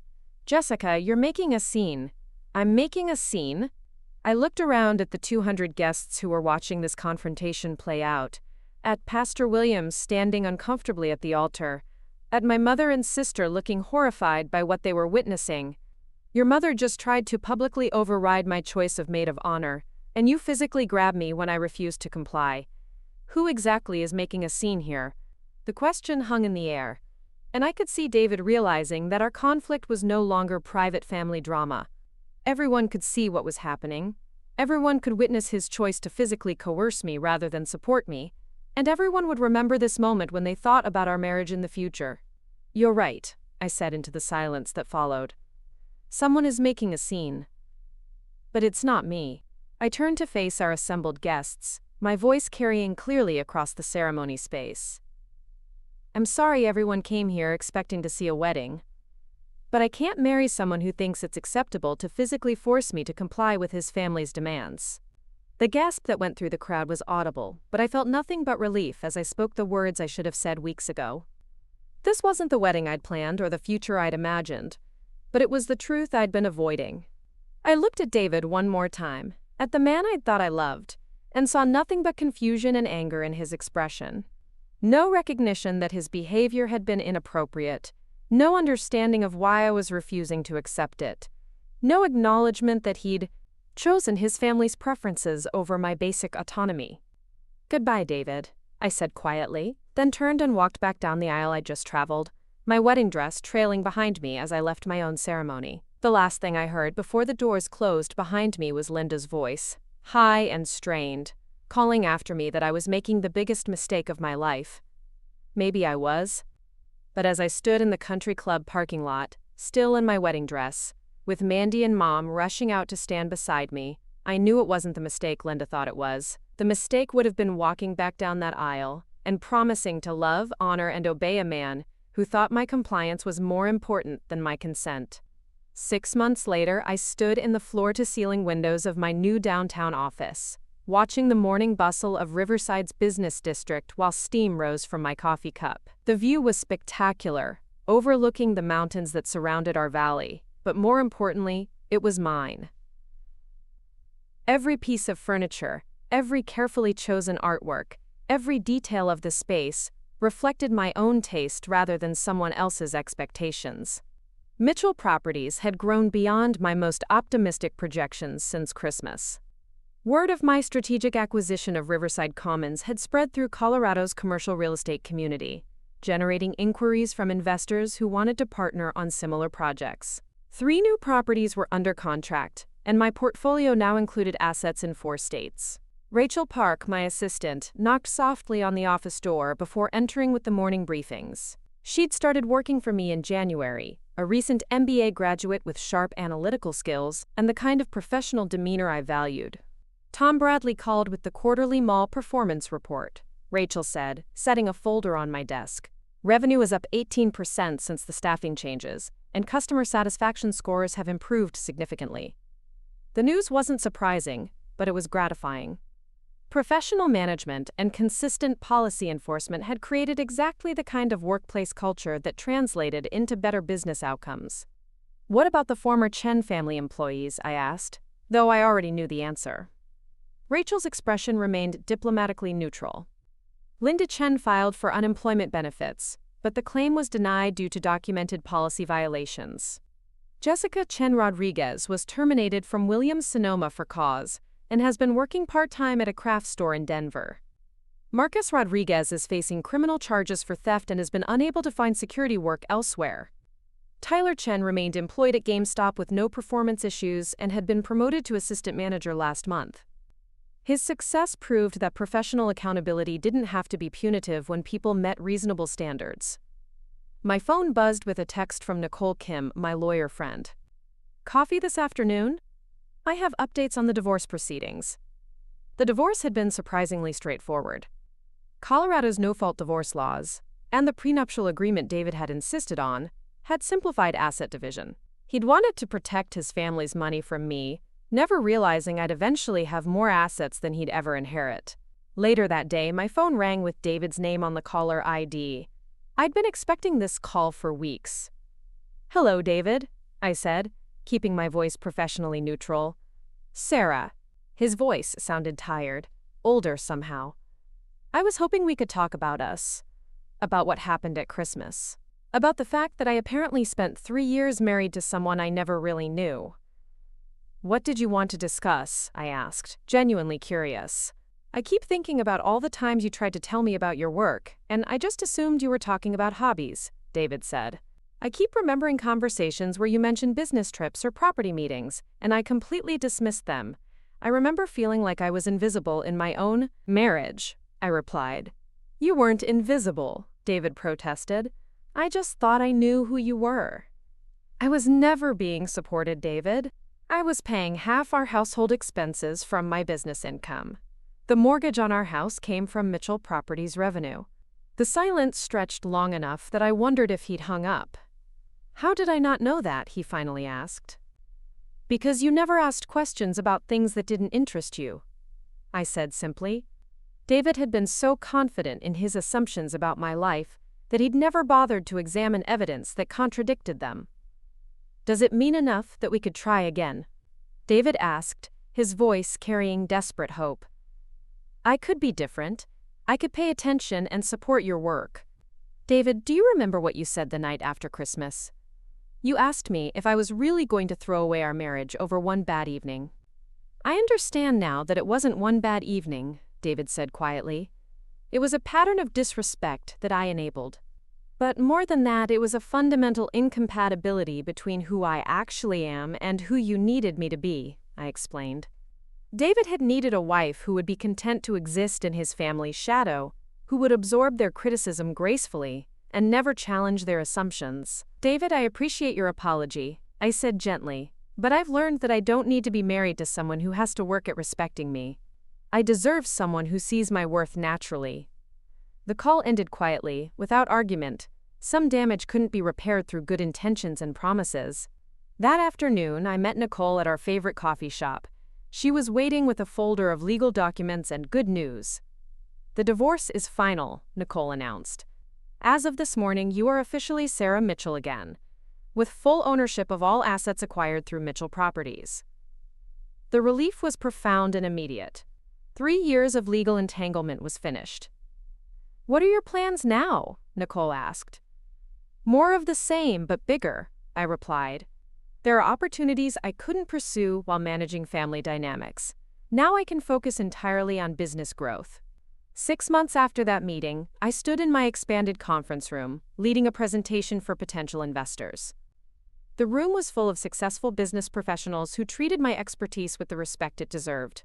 Mitchell Properties had become one of Colorado's most successful commercial real estate firms, employing 12 people and generating annual revenues that exceeded anything the Chen family had ever imagined possible.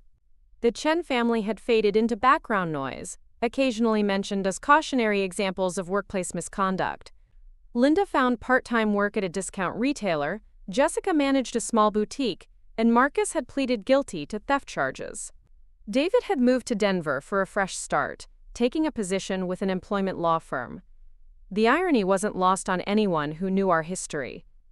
As for me, I discovered that the best revenge wasn't dramatic confrontation. The best revenge was building a life so satisfying that the people who tried to diminish me became irrelevant to my happiness. Every successful deal I closed, every employee who thrived under fair management, every investor who sought my expertise proved their assessment of my worth had been completely wrong. Standing in my office that evening, watching the sunset over the mountains while reviewing plans for my next acquisition, I finally understood what genuine contentment felt like. Not the performance of happiness for others' comfort, but actual satisfaction with choices I'd made and goals I'd achieved. The woman who'd sat silently through years of Christmas dinners, absorbing insults and questioning her worth, was gone. In her place was someone who knew exactly how much she was worth, and who would never again accept less than she deserved. Up next, you've got 2 more standout stories right on your screen. If this one hit the mark, you won't want to pass these up. Just click and check them out. Seemed surprised to see me. Jessica, how wonderful to see you. I was just thinking I should call you about the ceremony details your future mother-in-law discussed with me. What ceremony details? Pastor Williams looked confused. The changes to your vows. She stopped by yesterday and said you'd decided to use the traditional Episcopal vows instead of writing your own. She brought a copy of what you wanted included and asked me to prepare accordingly. The world seemed to tilt sideways. She brought you vows? Yes. She said you'd been struggling with writing personal vows and had decided it would be more meaningful to use traditional promises that reflected your family's shared faith traditions. My mouth went dry. Linda hadn't just been interfering with flowers and catering and decorations. She'd been attempting to control the actual words David and I would speak to each other, the promises that would form the foundation of our marriage. Pastor Williams, I never asked for any changes to our vows.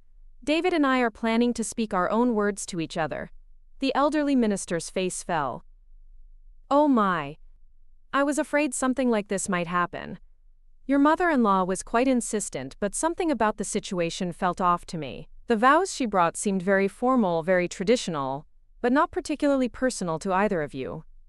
Do you still have them? Yes, she left them with me. He disappeared into his office and returned with several pages of printed text. I have to say, I was surprised by some of the language. I took the pages with trembling hands and began to read. The vows Linda had prepared were indeed traditional, but they were also deeply traditional in ways that made my stomach turn. The bride's promises included language about obedience, about deferring to her husband's judgment, about supporting his family's traditions and values above all else. The groom's vows were quite different, focused on protection and provision and leadership, with no corresponding promises about partnership or mutual respect. These weren't just traditional vows, they were vows that would legally and spiritually bind me to a marriage where my role was to submit and support, while David's role was to lead and decide. "This isn't what we want," I told Pastor Williams, my voice barely above a whisper. "I didn't think so," he said gently. "That's why I hadn't prepared anything yet. I've been officiating weddings for 35 years, and I've learned to trust my instincts when something doesn't feel right." I thanked Pastor Williams and left the church clutching the fake vows, my hands shaking with a combination of rage and fear. This wasn't just wedding planning interference anymore.